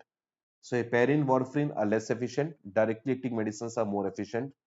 Now they can inhibit clotting factors. They can inhibit clotting factors in their fluid phase. So when the clotting factors are flowing in the blood, they can inhibit the clotting factors in fluid phase. And these medicines can also inhibit clotting factor by taking entry in the clot. So these medicines have a special property to take entry in the clot also. But these medicines are inhibitor of clotting factor only in the fluid phase. So these medicines does not have property of clot lysis. So they have a special property of clot lysis. So I can also use these medicines during percutaneous angioplasty. I can use these medicines during percutaneous angioplasty to dissolve the clot. But I cannot use these medicines in percutaneous angioplasty to dissolve the clot because they cannot cause the clot lysis. The clot lysis is a property of directly acting medicines. Now, directly acting medicines, monitoring not required. So these are the medicines where the monitoring is not required except in case of one drug, lepirudine. So lepirudine is the only drug which has problem in its pharmacokinetics. This is the only drug where we required monitoring. Otherwise, for rest of the directly acting medicines, we don't require monitoring. Lepirudine is already been withdrawn, but the question was asked last time in AIMS exam. So this is the only drug where we required its monitoring. Now we have the antidotes of these medicines available. So if we talk about the antidotes, so we have a drug known as Andixanet alpha. So Andixanet alpha is an antidote of factor 10A inhibitor. Andixanet alpha is an antidote of factor 10A inhibitor. Now we have a medicine idarucizumab. Idarucizumab is a drug which is an antidote of dabigatran. This is an antidote of dabigatran. Now, when you give this antidotes and you see the effect, right? So if you want to see the complete reversal, if you want to see the complete reversal, then please remember for the reversal of factor 10A inhibitor. This is done by measuring the level of NT10A protein level. So you check the NT10A level. If this NT10A level has come down, it means there is a complete reversal of factor 10A that has happened. And if you want to check the reversal of dabigatran, you want to check the complete reversal of dabigatran, the test they have advised is thrombin time. So this is something important, like dabigatran का जो reversal है, if it is already been done, this is done by thrombin time, and factor 10A reversal is done by checking the level of NT10A. Now there is a drug over here. The drug name is rivaroxaban. Now rivaroxaban is a drug. This medicine should always be taken after food. So this medicine should always be taken after food, right? And when these medicines are taken, when this rivaroxaban is taken after food, its absorption is better. So when this medicine is taken after food, its absorption is better. So it's always recommended. Rivaroxaban is always recommended to be taken after food only. These are the some important aspect of this medicines, right? Now there are so many things to tell. Actually, I'm just thinking ki like which things I need to tell you and which things I need to skip here. Uh, like the guidelines, how to use these medicines. So we talk about the guidelines, how to use these medicines. So whenever any patient comes to you in acute emergency or patient is hospitalized, so patient comes to an acute emergency or patient is hospitalized, the anticoagulant of choice is heparin. So anticoagulant of choice is heparin. Like in acute emergency, we give unfractionated heparin. In hospitalized patients, we will give low molecular weight heparin. Now, at the time of discharge from the hospital, so patient required long-term therapy. Patient require long-term therapy at the time of discharge. So guys, please remember, whenever the patient is getting discharged, you please check whether the patient heart valve is involved in pathology or the heart valve is not involved in pathology. So if the heart valve is involved, for example, patient has undergone prosthetic heart valve surgery. Patient is having atrial fibrillation with mitral stenosis. Patient is getting discharged after prosthetic heart valve, or patient is a case of atrial fibrillation with mitral stenosis, or patient is a case of antiphospholipid syndrome. So in all these three conditions, heart valve is involved. You will discharge patient on warfarin. You will discharge patient on warfarin. And when the patient valve is not involved, when the patient valve is not involved, like the patient of DVT, patient of pulmonary embolism, patient of atrial fibrillation, patient of major joint surgery. So you will discharge this patient on directly acting oral anticoagulants.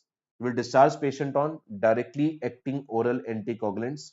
These medicines can be factor 10A inhibitors. They end with the word hexaban, or this can be dabigatran.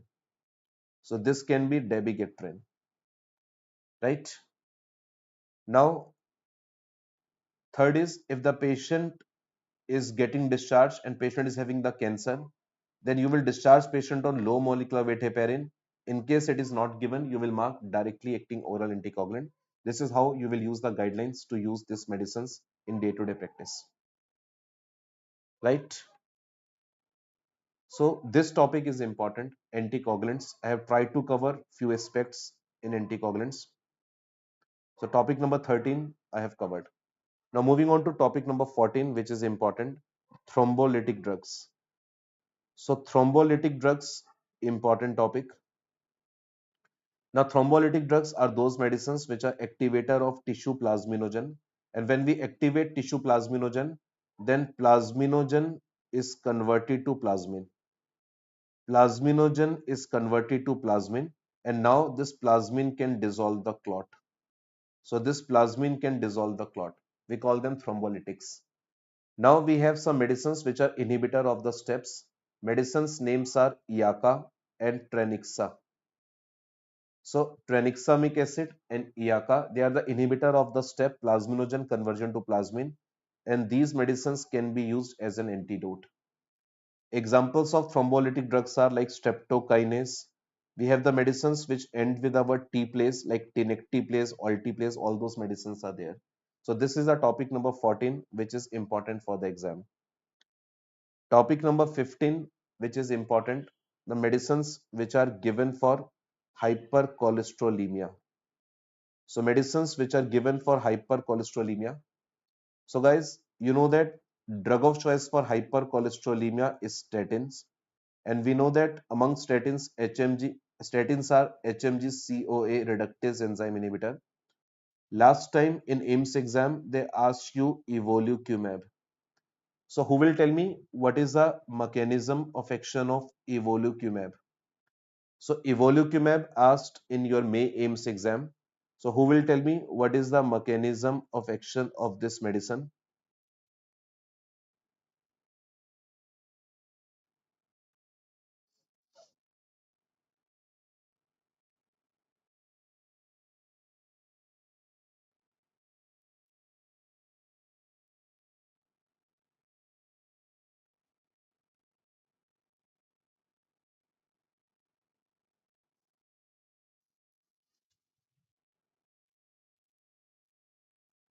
Okay, I think there is again a miss of connection. So evolocumab is a medicine. It's a second drug of choice. It's a second drug of choice for hypercholesterolemia. This is PCSK9 inhibitor. Now in 2024, last month, they have discovered a new medicine. The drug name is evanacumab. So you can easily remember like the medicine end with the word mab and they have the word cholesterol uptake. So these medicines can result in more amount of cholesterol uptake. So CU means cholesterol drugs, cholesterol hypercholesterolemia drugs. So the drug name is evanacumab. It's act by the new pathway. It's a angiopoietin-like protein inhibitor. Now, angiopoietin-like protein is a natural inhibitory protein. This is a natural inhibitory protein of lipoprotein lipase. It's a natural inhibitory protein. This is the natural inhibitory protein of lipoprotein lipase. So, medicines will inhibit this new target angiopoietin like protein, and therefore this will prolong the action of lipoprotein lipase, and by prolonging the action of lipoprotein lipase this will reduce the level of triglyceride, as well as indirectly this will reduce the level of cholesterol in the body. So lipoprotein lipase is able to act for a long time.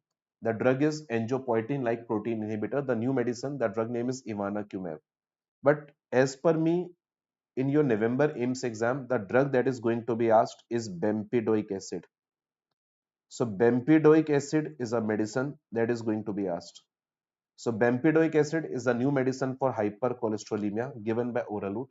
Like the above medicines are given by subcutaneous route. Above medicines are given by subcutaneous route. But bempedoic acid is a new medicine.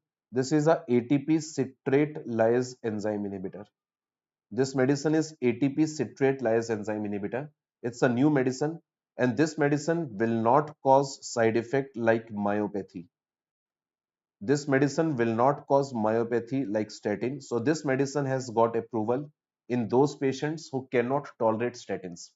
Patients who cannot tolerate statins, we can use the medicine bempedoic acid. This is very, very important drug for your exam. And the important side effect of this medicine is hyperuricemia. Important side effect is hyperuricemia. So these are the important things in hypercholesterolemia, but rest of the drugs you have to read by yourself. So topic number 15, the medicines for hypercholesterolemia. Right? Now topic number 16, which they can ask you, is the treatment of anemia. Sorry, iron overloading. So they can ask you iron overloading or iron toxicity in detail. So iron overloading, iron toxicity can be asked in detail. We can use the medicine by IV route. Drug name is deferoxamine. By oral route, I can use the medicines like deferasirox, and we can use the medicines like deferapron.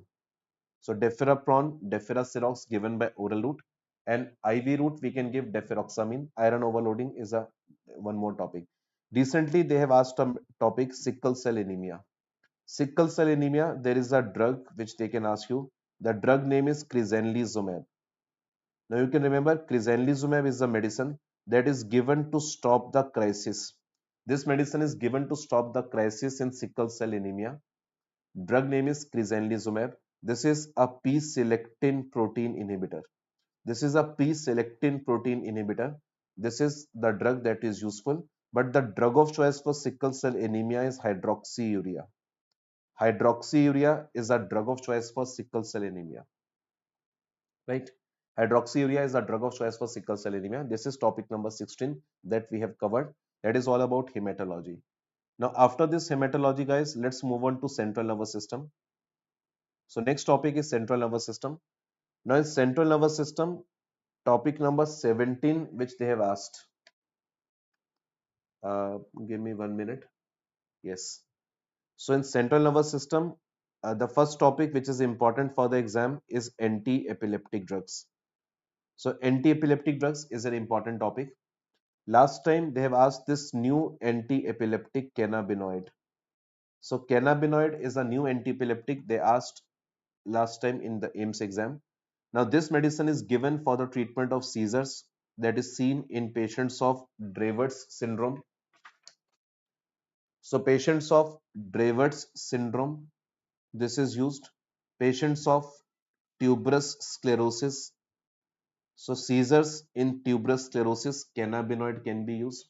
Dravet syndrome, cannabinoid can be used.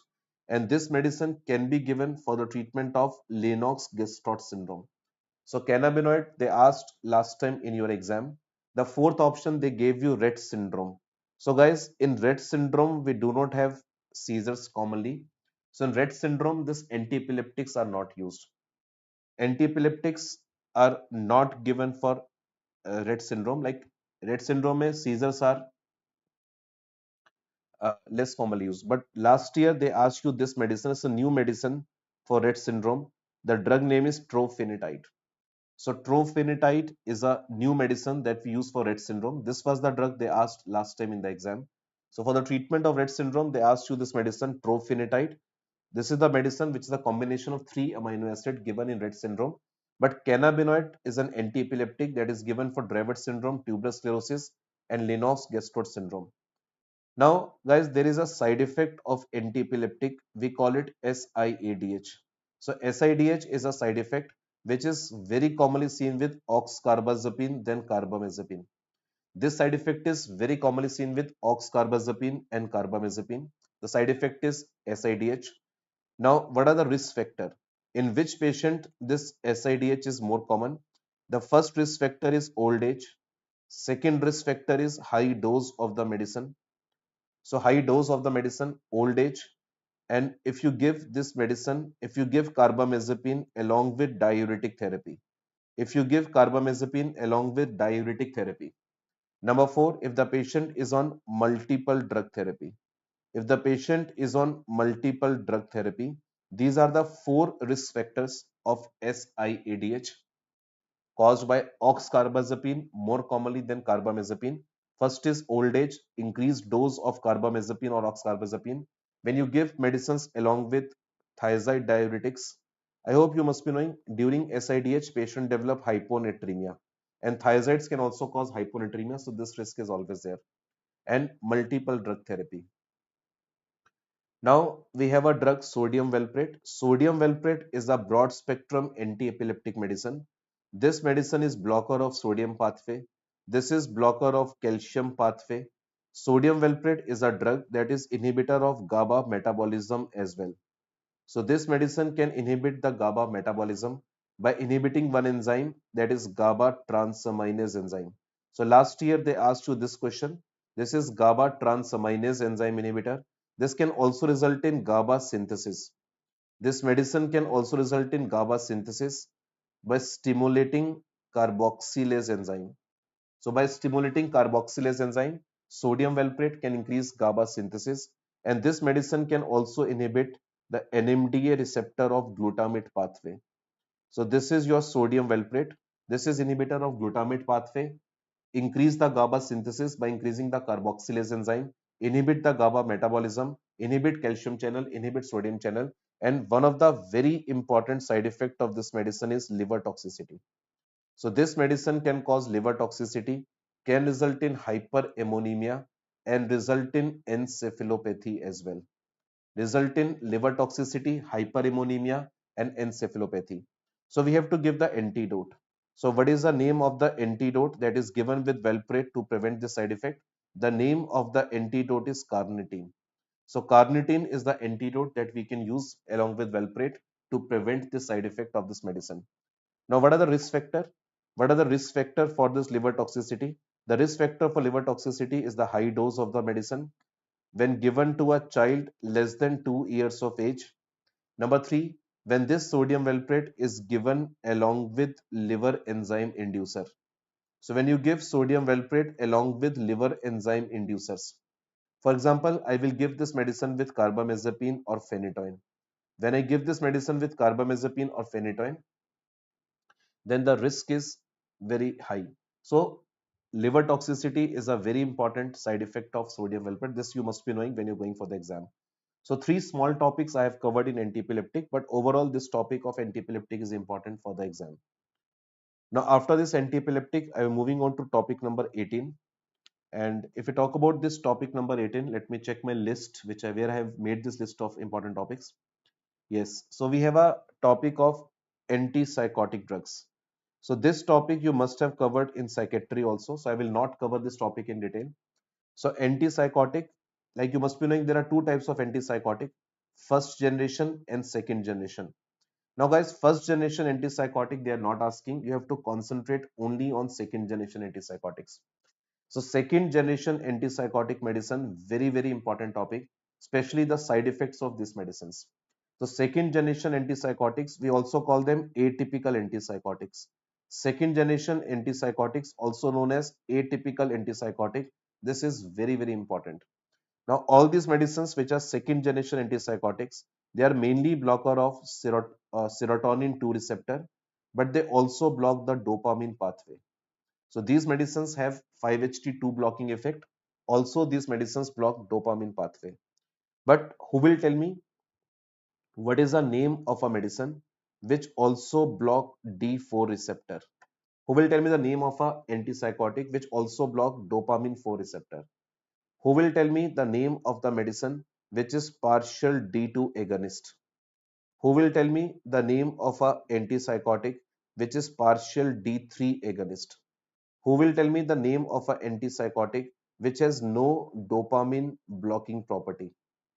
Medicine which has no dopamine blocking property.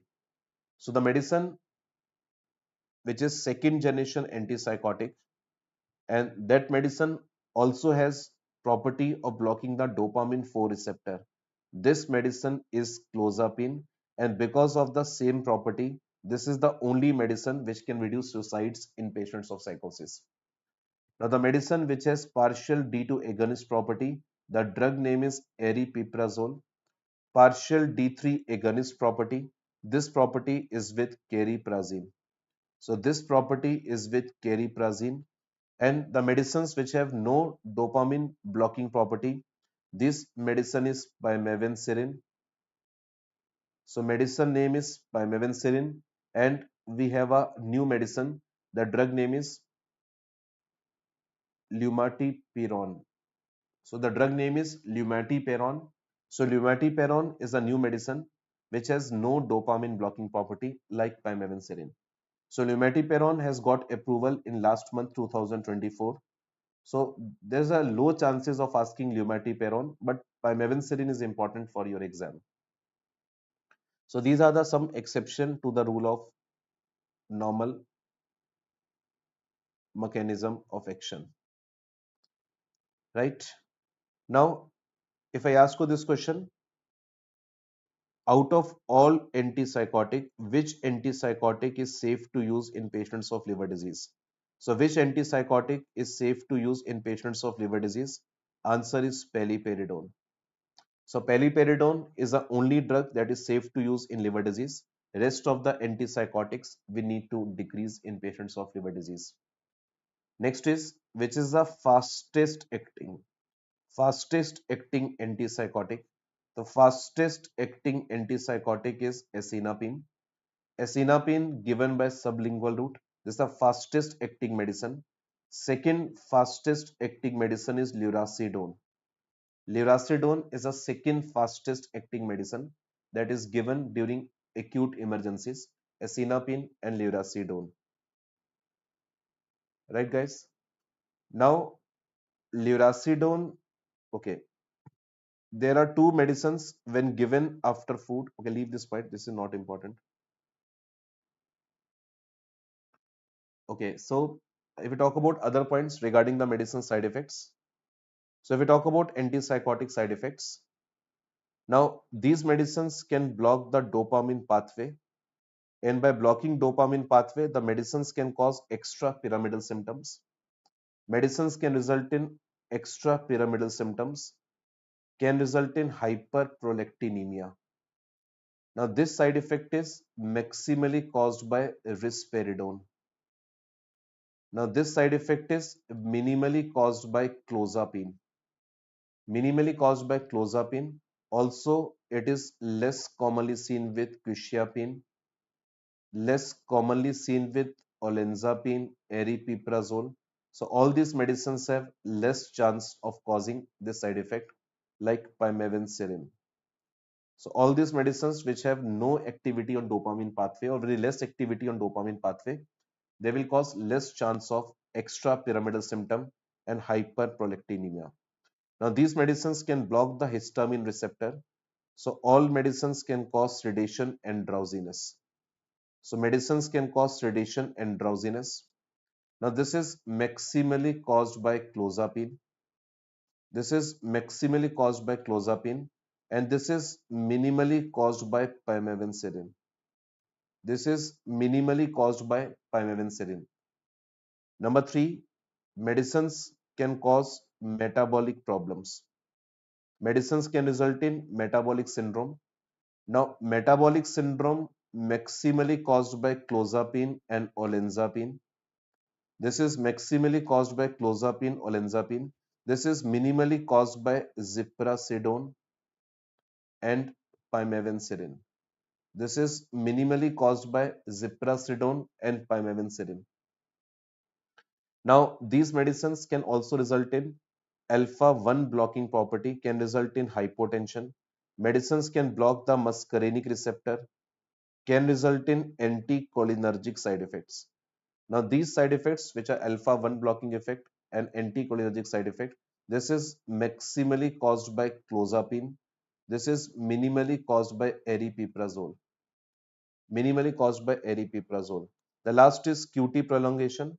Now, QT prolongation, we have only maximum studies available. This is maximally caused by ziprasidone. This is maximally caused by ziprasidone. Now, we have a drug clozapine here. Now, clozapine can lead to four unique side effects. Clozapine can lead to four unique side effects, and the unique side effect of this medicines are myocarditis. Medicines can cause agranulocytosis. Medicine can cause seizures. Medicine can cause cyalorrhea. So these are the four unique side effects of the medicine. The drug will cause myocarditis, agranulocytosis, seizures, and cyalorrhea. These are the two side effects which require monitoring. So these are the two side effects which require monitoring. Like agranulocytosis is monitored by ANC, absolute neutrophil count, and myocarditis is monitored by CPK level and the troponin level. This is monitored by CPK and the troponin level. That is myocarditis. Now this is all about the uh, topic number 18, antipsychotics, particularly the antipsychotic में second generation antipsychotics and their side effects. Now topic number 19, we are moving on to topic number 19, that is an antidepressant medicines. So among antidepressant medicines, you must be knowing antidepressants can be of three types: typical, atypical medicines, and we have a medicines, we call them serotonin modulators. We have the medicines which are serotonin modulators, typical, atypical, serotonin modulators. Now, among typical drugs, SSRI, very, very important topic. They always ask each and every aspect of SSRIs. Second is SNRI. Third is tricyclic antidepressants. Fourth is MAO inhibitors. Now, the typical drugs are the one which are associated with maximum sexual side effect. They have the risk of maximum sexual side effect. Now, atypical medicines have no sexual side effect.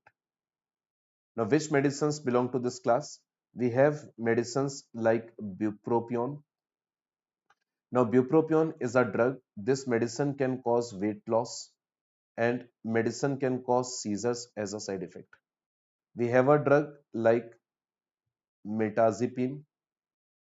So, metazapine, drug name is metazapine. Now, this medicine can cause weight gain, opposite of bupropion, weight gain and sedation. This will cause weight gain and sedation. Now, the third medicine belong to this class is agomelatine. Now, agomelatine, important side effect is hepatotoxicity. Important side effect is hepatotoxicity. Drug name is agomelatine.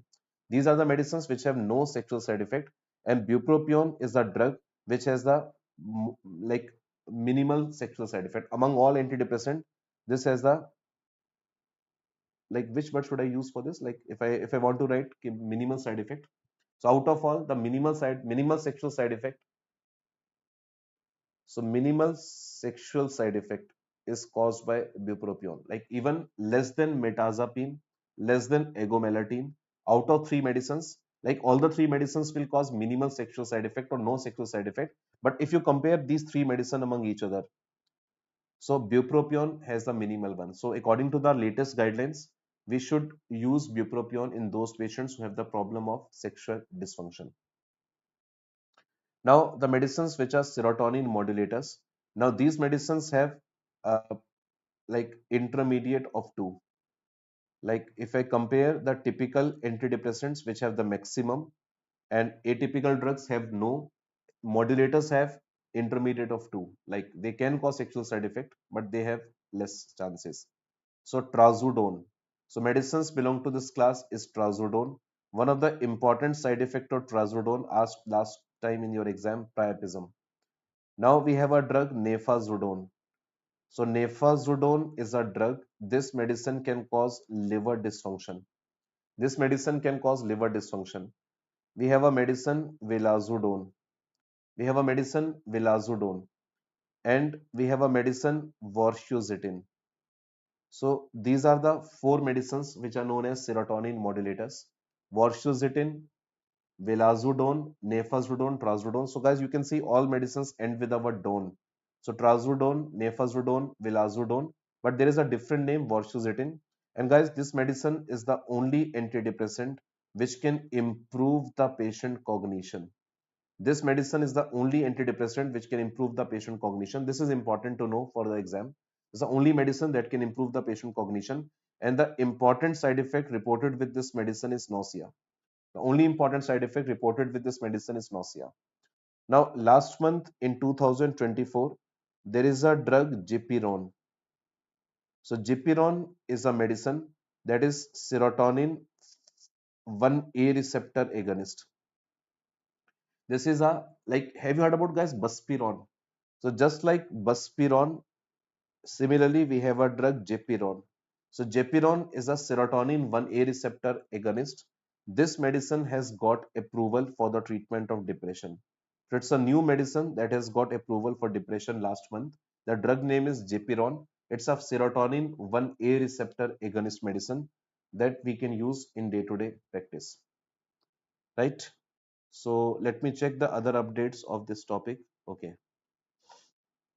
Yes, guys, one thing more I would like to mention over here. There is an important side effect of SNRI drugs, that is mydriasis. So mydriasis is an important side effect. So SNRIs should not be given in patients of glaucoma. SNRIs should not be given in patients of glaucoma. And tricyclic antidepressant toxicity is important. So treatment of tricyclic antidepressant toxicity is important. So who will tell me the name of the antidote? Who will tell me the name of the antidote of TCA toxicity? So we talk about the antidote of TCA toxicity.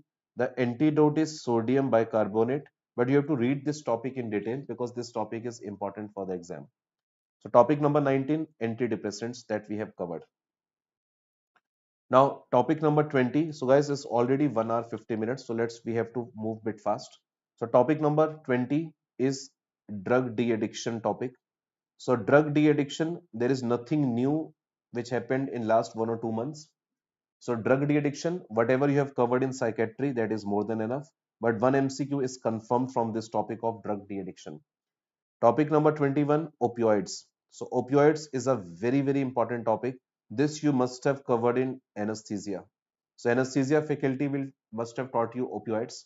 So anything that is covered in anesthesia, that is the that is important for the exam. So opioids is a topic of anesthesia. This is all about central nervous system. Now after central nervous system, we can move on to next group of topic like endocrine. Yes, we have a endocrine. So we talk about endocrine. So you must be knowing in endocrine the most important thing जिसके लिए इतना noise है, like all your newspaper are filled with headlines these days, anti-obesity drugs.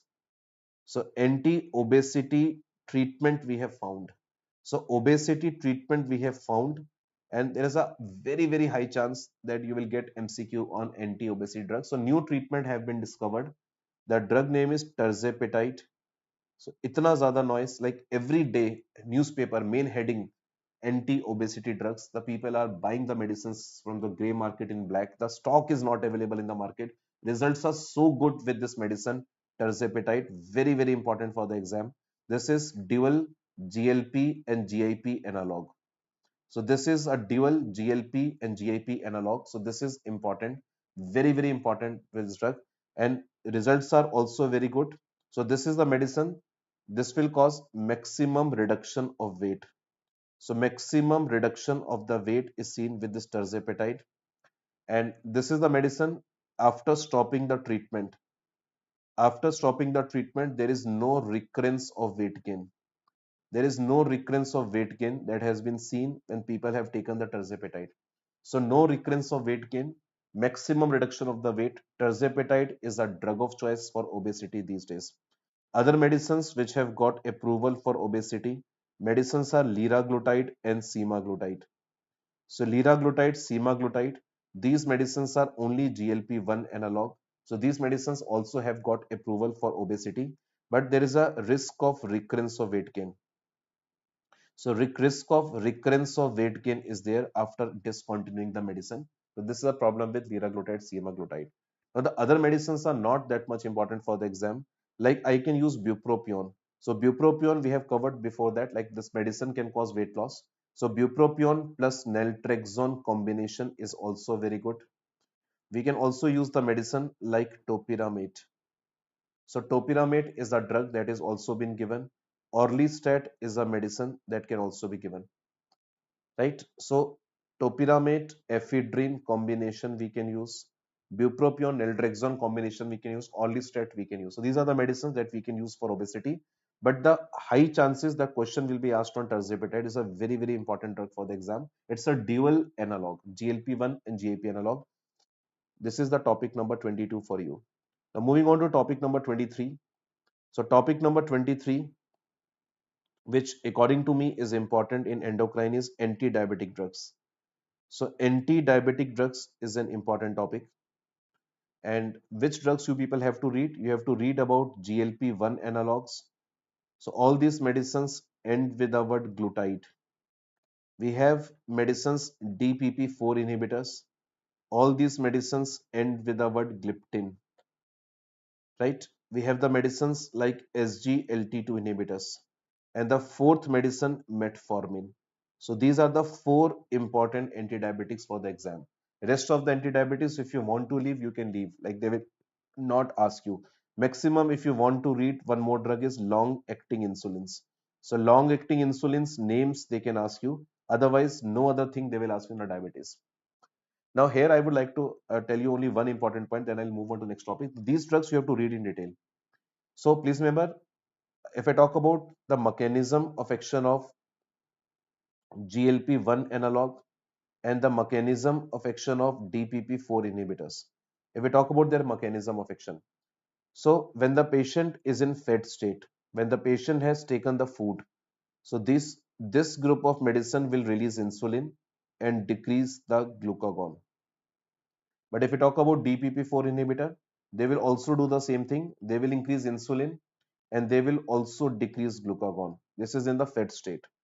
Now, if we talk about their fasting state, if the patient has not taken the food, if the patient has not taken the food, but patient has taken the drug, so these medicines have no effect. These medicines have no effect on insulin and glucagon. These medicines also do not have effect on insulin, but these are the drugs which can decrease glucagon. Sorry, please make a correction.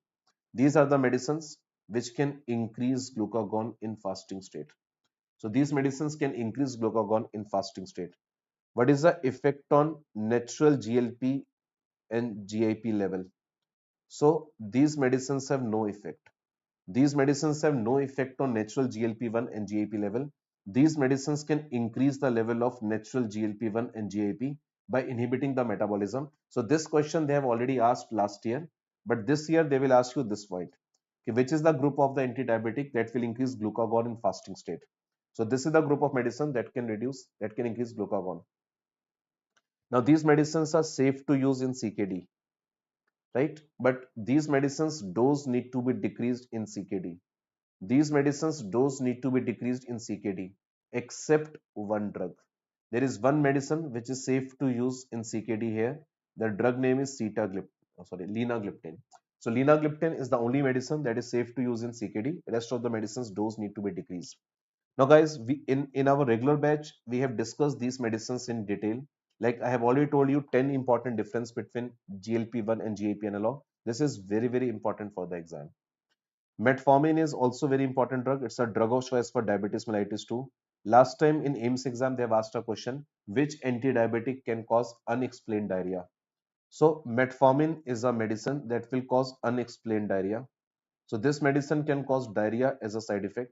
Reason is not known. So this medicine can cause diarrhea in some patients, and that diarrhea can start anytime during the treatment without any reason. So topic number 23, anti-diabetic drugs important for the exam. Topic number 24, medicines which are given for hyperthyroidism. So medicines of hyperthyroidism is important. So all the medicines which are given for hyperthyroidism are important, right? Especially they have asked the questions on thyrotoxicosis. So medicines which are given for thyrotoxicosis is very important. We know that the drug of choice is propyl thiuracil, but propyl thiuracil is not given alone. It is always given with propranolol. So PTU is propyl thiuracil. It's a drug of choice. It is never given alone. It is given with propranolol. Now, propranolol is a medicine that should not be given in patients of bronchial asthma and COPD. So in patients of bronchial asthma and COPD, we will give other beta blocker like esmolol and metoprolol. So other beta blockers like esmolol and metoprolol can be given. Now, if this is not able to control, we have to move on to the second drug of choice. Now, second drug of choice for thyrotoxicosis is sodium iodate. So sodium iodate is a medicine that is an iodide. So this medicine is second drug of choice. The third drug of choice is steroids. Third drug of choice for thyrotoxicosis is steroids, right? And guys, let me tell you one thing. Last year in AIMS exam, they've asked you this question: which medicine is given for the treatment of hyperthermia associated with thyrotoxicosis? What is the name of a medicine that is given for the hyperthermia and thyrotoxicosis? So please remember the drug of choice is paracetamol. So paracetamol is a drug of choice. All other NSAIDs, all other NSAIDs are contraindicated in thyrotoxicosis. So all NSAIDs are contraindicated in thyrotoxicosis. Otherwise, there is an increased risk of free form of thyroid is there. So NSAIDs can increase the level of free thyroid hormone in the plasma. That's why other NSAIDs are contraindicated, but paracetamol is the drug of choice. This was the only question they asked last year.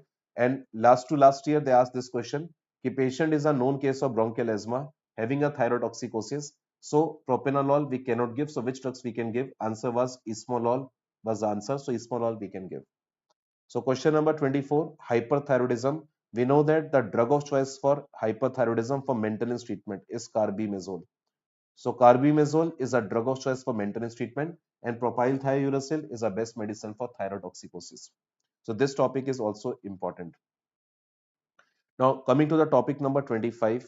Topic number 25, the medicines which are given for osteoporosis. So medicines which are given for osteoporosis, these are two type of medicines. Medicines can be medicines which will promote osteoblast activity. We call them anabolic drugs. And medicines which will inhibit osteoclast activity, right? So medicines are anti-resorption drugs. Medicines are anti-resorption drugs. So medicines which are anabolic drugs, medicines names are teriparatide. So in AIMS exam, this teriparatide is asked frequently. One more drug is abaloparatide. So abaloparatide, and the third medicine is romosozumab. So romosozumab, teriparatide, abaloparatide, these medicines can promote osteoblast activity. The medicines which can inhibit osteoclast activity, medicines names are like bisphosphonates, which are overall drug of choice for osteoporosis. We can also have one more drug like denosumab. We have one more medicine like raloxifene. Raloxifene can be used. Number four, we can also use strontium, but strontium is outdated. Calcitonin is also outdated. So these are the medicines that we can use for osteoporosis. The medicines which can inhibit osteoclast, medicines which can promote osteoblast activity. Now, teriparatide is the drug that is asked last time in the AIMS exam. This is a parathyroid hormone analog. And because it's a parathyroid hormone analog, this will cause calcium retention in the body. This will cause calcium retention in the body. The most common side effect is hypercalcemia, and this medicine can lead to bone formation. And because of the bone formation, this medicine can increase the risk of cancer. And because this medicine can increase the risk of cancer, this medicine should never be given to a patient who is already suffering from osteosarcoma. Patient who is already suffering from osteosarcoma, this is contraindicated.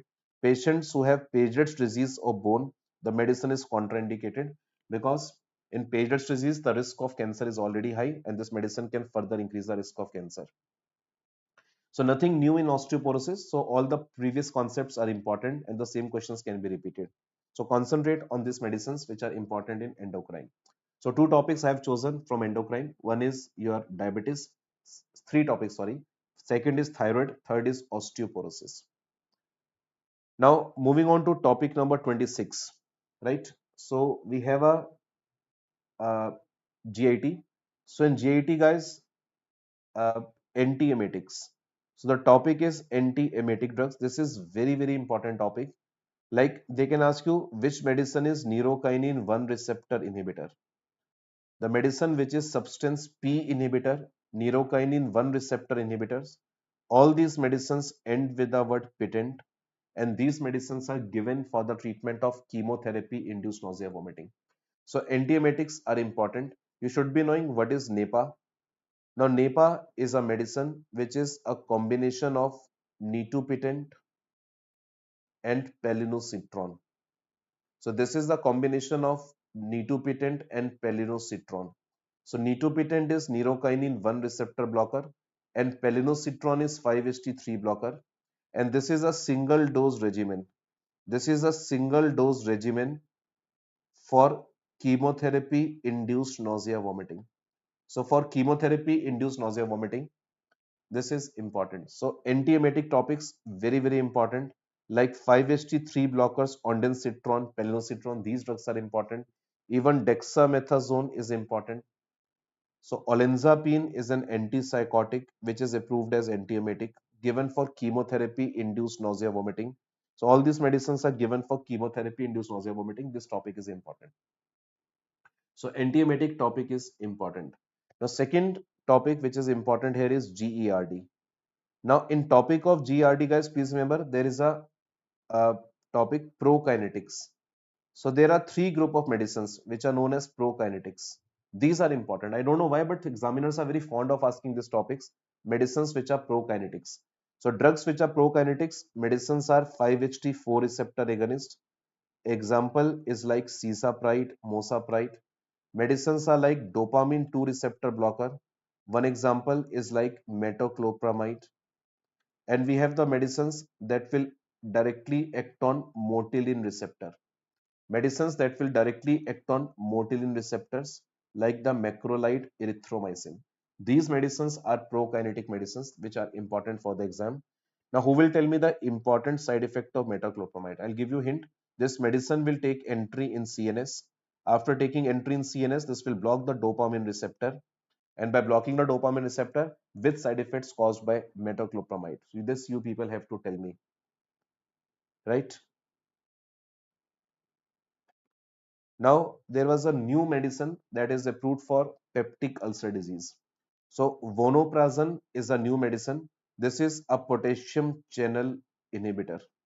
This is a potassium channel inhibitor. This medicine has recently got approval for the treatment of peptic ulcer disease. So, vonoprazan is a new medicine. This medicine has got approval for peptic ulcer disease. It's a blocker of potassium channel. So, can be given for peptic ulcer disease, can be given for GERD. Drug name is vonoprazan. So, new medicine, vonoprazan. Yes, your answer is correct. The metoclopramide is a medicine. This will take entry in CNS, can result in extrapyramidal symptom. This medicine can cause extrapyramidal symptoms and can result in muscle dystonia as a side effect. This is all about GIT. So two topic I have chosen in GIT. One is anti-emetic, second is GERD. Now after this GIT, we can move on to autocoids. So the topics which are important in INICET exam in autocoids. Topic number 28. So we talk about topic number 28, that is DMARDs. So DMARDs is a topic which is most important for the exam. Medicines which are given for rheumatoid arthritis, particularly the new medicines which are given for rheumatoid arthritis like the TNF alpha blockers, medicines which are interleukin 6 inhibitors, medicines which are Janus kinase enzyme inhibitor, methotrexate, each and every aspect is important. What is oral triple regimen? So these are the important aspects of the medicines which are DMARDs. So if we talk about TNF alpha blocker, medicine names are like tocilizumab, medicine name is like sarilumab. So tocilizumab, sarilumab. Sorry, please make a correction. Tocilizumab, sarilumab are the medicines which are interleukin 6 inhibitors. So these medicines are interleukin 6 inhibitor. So TNF alpha blocker, drug name is etanercept. Medicine name is like adalimumab. Janus kinase inhibitor, medicine is like tofacitinib. We have a drug like baricitinib. So oral triple regimen, we give combination of methotrexate, hydroxychloroquine sulfate, and sulfasalazine. So all these medicines are important for the exam. Now, who will tell me uh, what is the important side effects of what is the important side effect on of hydroxychloroquine sulfate? I'll give you one hint. Hydroxychloroquine can cause one side effect in your eyes. So what is the important side effect of hydroxychloroquine that will occur in your eyes? Janus kinase inhibitors, important side effects are these medicines can increase the risk of herpes zoster virus infection.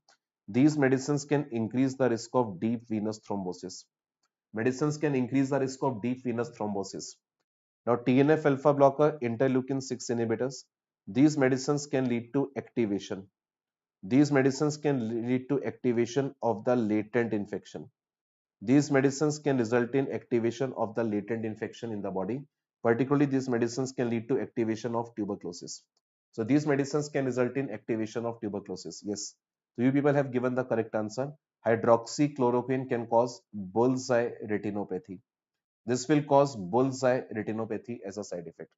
Now, methotrexate is a medicine. If we talk about its mechanism of action, this is dihydrofolate reductase enzyme inhibitor. And by inhibiting dihydrofolate reductase, this will stop the synthesis of thymidine monophosphate. This will stop the synthesis of thymidine monophosphate. Now, this medicine also has one more mechanism. by which it will increase the level of adenosine in the body. So this medicine can increase the level of adenosine in the body, and by increasing the level of adenosine in the body, this medicine also has anti-inflammatory property. So this drug has anti-inflammatory property because of the adenosine. This is also important to know. So this is the important topic, DMARDs given for rheumatoid arthritis. Topic number 28. Now moving on to topic number 29, the medicines which are given for gout. So medicines which are given for gout.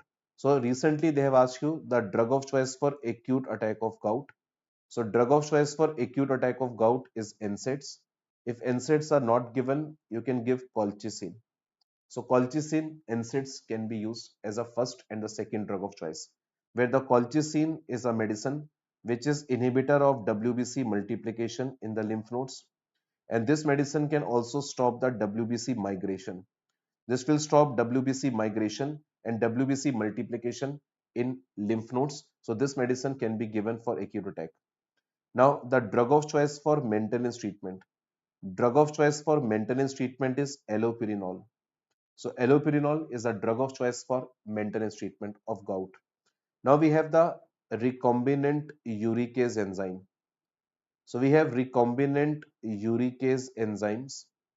So recombinant uricase enzyme, we have the medicines like uricase. We have the medicines like P-gluticase. So these medicines can be given for the treatment of gout, and these medicines have one strict contraindication. They should not be given to G6PD deficiency patients. So only one contraindication. These medicines are contraindicated in G6PD deficiency patients. These are the recombinant uricase enzyme drugs. Now not topic number 30. Basically, there is a new group of medicines. We call them direct CGRP inhibitors. Medicines are direct CGRP inhibitors. All these medicines end with the word gepant. So we call them calcitonin gene related peptide. So GE stands for gene, P stands for peptide, ANT stands for antagonist. So we call them direct CGRP inhibitors. These medicines have got approval for acute attack of migraine. So these medicines have become the first line drugs. Just like triptan, these medicines also have become the first line medicines for acute attack of migraine, right? So one of the medicine belong to this class is zavegepant. Now zavegepant is a medicine which has got approval by the nasal spray. So in the treatment of migraine, acute attack of migraine, direct CGRP inhibitors are important because migraine में अगर कुछ हुआ है इस साल तो बस यही काम हुआ है. Direct CGRP inhibitor they have discovered in 2024, and these medicines have been used in many clinical trials for migraine. So zavegepant is a medicine that is given in the form of nasal spray. So these are the important topics in autocoids. 28 number DMARD, 29 topic gout. Now moving on to general pharma. So the topics which are important in general pharma. So I'll just enumerate the topic now because of the lack of time.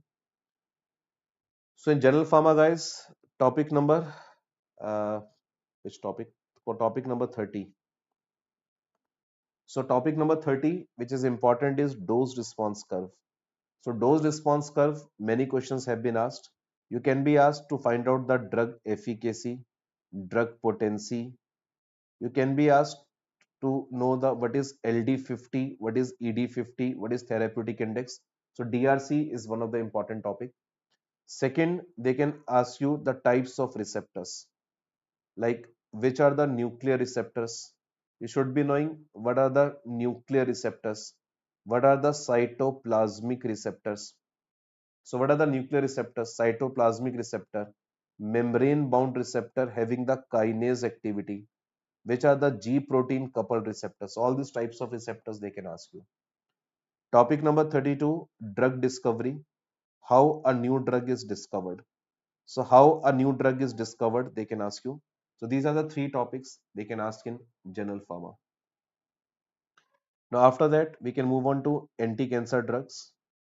So if we talk about anti-cancer drugs, mostly they will ask you the common side effects of anti-cancer drugs, common side effects of anti-cancer drugs and their management. So common side effects of anti-cancer drugs and their management. For example, how to manage bone marrow suppression, how to manage chemotherapy induced nausea vomiting, how to manage diarrhea, that is a non-infective diarrhea, how to manage non-infective diarrhea, how to manage tumor lysis syndrome, how to manage pulmonary fibrosis. So they can ask you these side effects, common side effects and their management. They can also ask you the unique side effect of the medicines. They can also ask you the unique side effect of the medicine. Like they can ask you hemorrhagic cystitis. Hemorrhagic cystitis is a side effect of which medicine and how we can prevent it, right? They can ask you cardiotoxicity. Like last time in AIMS exam, they've asked you that cardiotoxicity is caused by doxorubicin. So how we can prevent it? Like hemorrhagic cystitis is caused by cyclophosphamide. How we can prevent it? Cardiotoxicity, how we can prevent it? Nephrotoxicity. Nephrotoxicity caused by cisplatin. So how we can prevent it? Bone marrow suppression. Bone marrow suppression caused by methotrexate. How we can prevent it? Anyone can answer. Like how we can prevent hemorrhagic cystitis? This is prevented by giving mesna. Now, cardiotoxicity is prevented by giving a drug known as dexrazoxane. Now, cisplatin nephrotoxicity is prevented by giving amifostine, and bone marrow suppression caused by methotrexate prevented by giving leucovorin. So, leucovorin can be given to prevent the side effects. So, in this way, they can ask you the unique side effects and the common side effects of anti-cancer drugs. 34th topic which they can ask you is a cancer immunotherapy. So, cancer immunotherapy they can ask you. So, in cancer immunotherapy, which medicines are there? So, we have the medicines like CTLA4 inhibitors. We have a medicine that is CTLA4 inhibitor. Drug name is ipilimumab. Ipilimumab is CTLA4 inhibitor. We have the medicines which are program death ligand 1 and program death ligand 2 inhibitors. Medicines are program death ligand 1 and program death ligand 2 inhibitors. Medicines names are atezolizumab. Medicine name is atezolizumab, which is uh, program death ligand 1 inhibitor. We have a medicine durvalumab. So atezolizumab and durvalumab are the medicines. Durvalumab and atezolizumab are the medicines which are program death ligand 1 and 2 inhibitors. We have the medicines which are program death 1 receptor inhibitor. Medicines inhibitor of the program death 1 receptor. Medicine name is pembrolizumab. Medicine name is pembrolizumab. We have a medicine like nivolumab. So pembrolizumab, nivolumab. We have a medicine like toripalimab. So toripalimab, nivolumab, pembrolizumab, program death receptor 1 inhibitor. We have a medicine which is LAG3 inhibitor. Medicine which is LAG3 inhibitor. Drug name is relatlimab. Relatlimab is a medicine which is LAG3 inhibitor. So these are the medicines that we use in cancer immunotherapy. Number 35, they can ask you non-small cell lung carcinoma. So non-small cell lung carcinoma, which medicines we can use? So non-small cell lung carcinoma, we can use anti-cancer drugs. We can use anti-cancer drugs like cisplatin. We can use cisplatin. We can use the medicines like docetaxel and paclitaxel. So docetaxel, paclitaxel, cisplatin, these medicines can be used as an anti-cancer drugs, right? Now, this non-small lung carcinoma cell, if this cell is EGFR positive, if this is EGFR positive, which is also known as HER1, so we can use the medicines like cetuximab. We can use the medicines like cetuximab. We can use the medicine like panitumumab, right? We can use the medicine like necitumumab. So we can use the medicine like necitumumab. We can use some kinase enzyme inhibitor, EGFR kinase enzyme inhibitor, like the medicines names are erlotinib. This can be erlotinib. This can be geftinib. This can be afatinib. So these medicines can be given. But if the patient will have the EGFR mutation, if the patient will have the EGFR mutation, so the patient will have the EGFR mutation, right? So this can be any mutation like the exon 19 mutation. So mutation of exon 19. This can be threonine to methionine mutation. This can be threonine to methionine mutation. So any of the mutation which is present. So in that case, there is a medicine osimertinib. So osimertinib is a medicine that has got approval. This is also EGFR inhibitor. This is also EGFR inhibitor.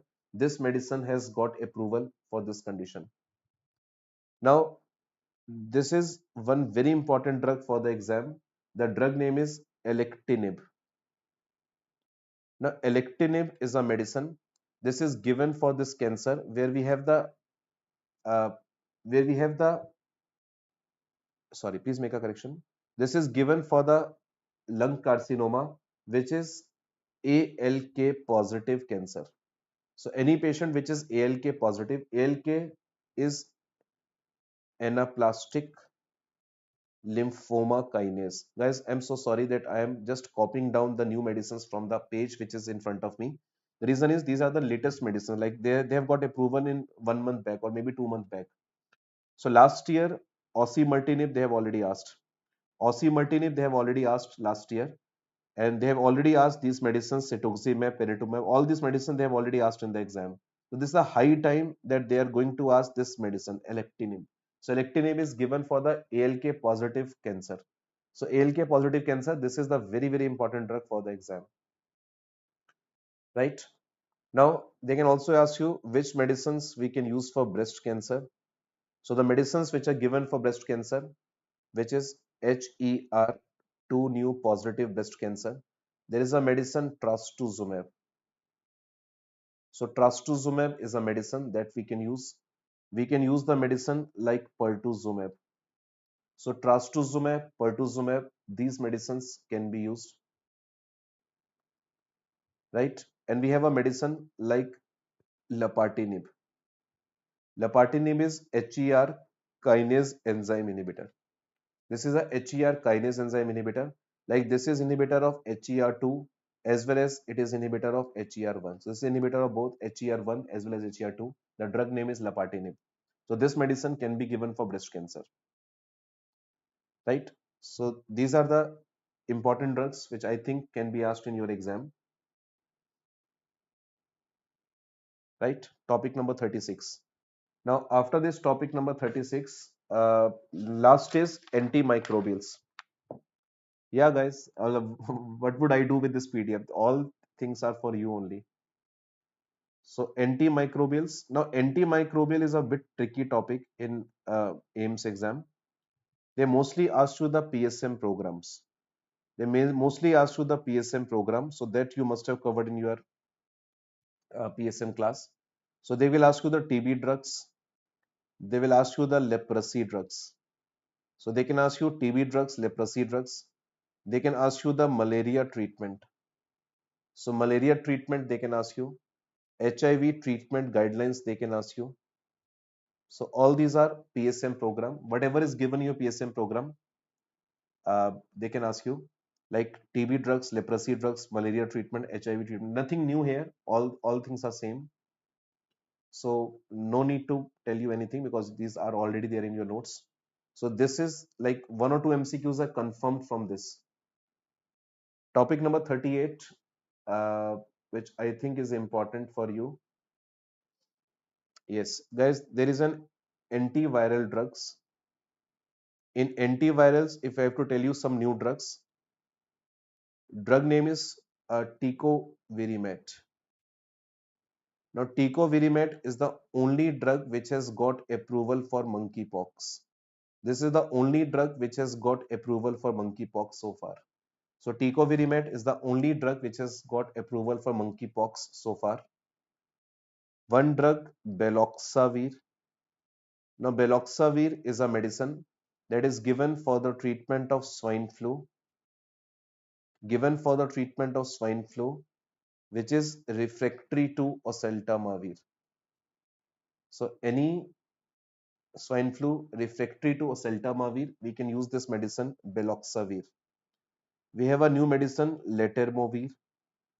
Now, letermovir is a medicine which has got approval for cytomegalovirus, and this medicine has a unique mechanism of action. This is a direct inhibitor of nuclear packing protein. This is a direct inhibitor of nuclear packing protein. So, direct nuclear packing protein inhibitor. Drug name is letermovir. Baloxavir is endonuclease enzyme inhibitor. Like oseltamivir is a medicine that is neuraminidase enzyme inhibitor. But baloxavir is endonuclease enzyme inhibitor. Oseltamivir is neuraminidase enzyme inhibitor. Baloxavir is endonuclease enzyme inhibitor. Letermovir given for cytomegalovirus. This is direct nuclear packing protein inhibitor. Now, if we talk about antifungals, in antifungal drug, guys, uh, you must be knowing azoles are very important for the exam. Like last time, they have asked you about the voriconazole. So this time in exam, AIMS exam, they asked you voriconazole. Like even the echinocandidates are very important. Liposomal amphotericin B is important, and treatment of candidiasis. Treatment of candidiasis is important.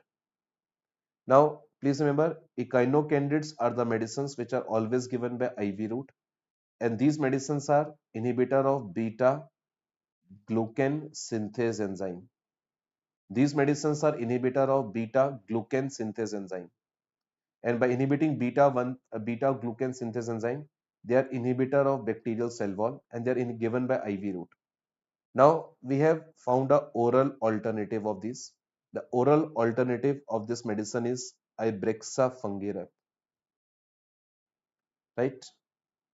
So Ibrexa fungirap is a new medicine that is given by oral route, and this is approved for the treatment of recurrent vulvovaginitis.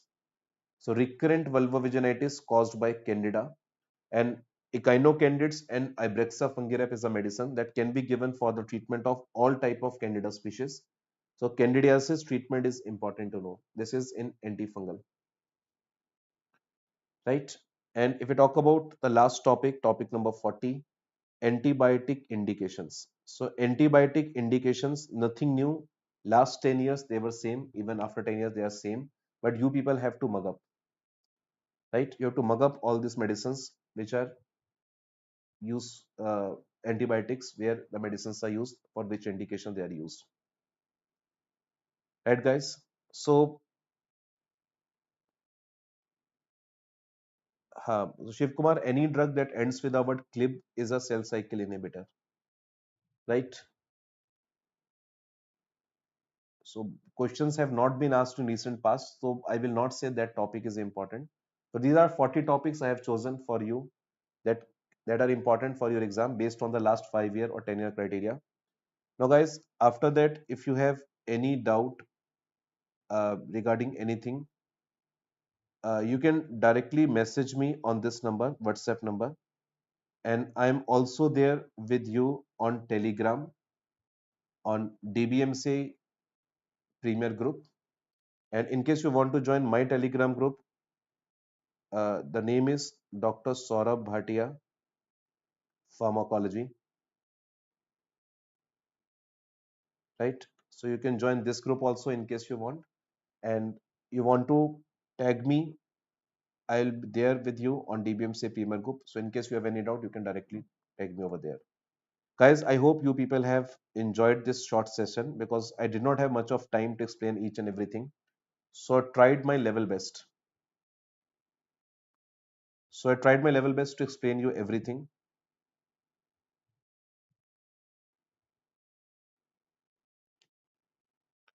There was some connection,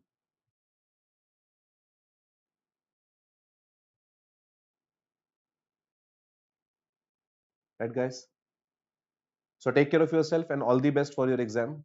And do let me know when you get selected. Take care of yourself. There is some connection problem. I cannot read the chat now. So take care of yourself, guys. Good night.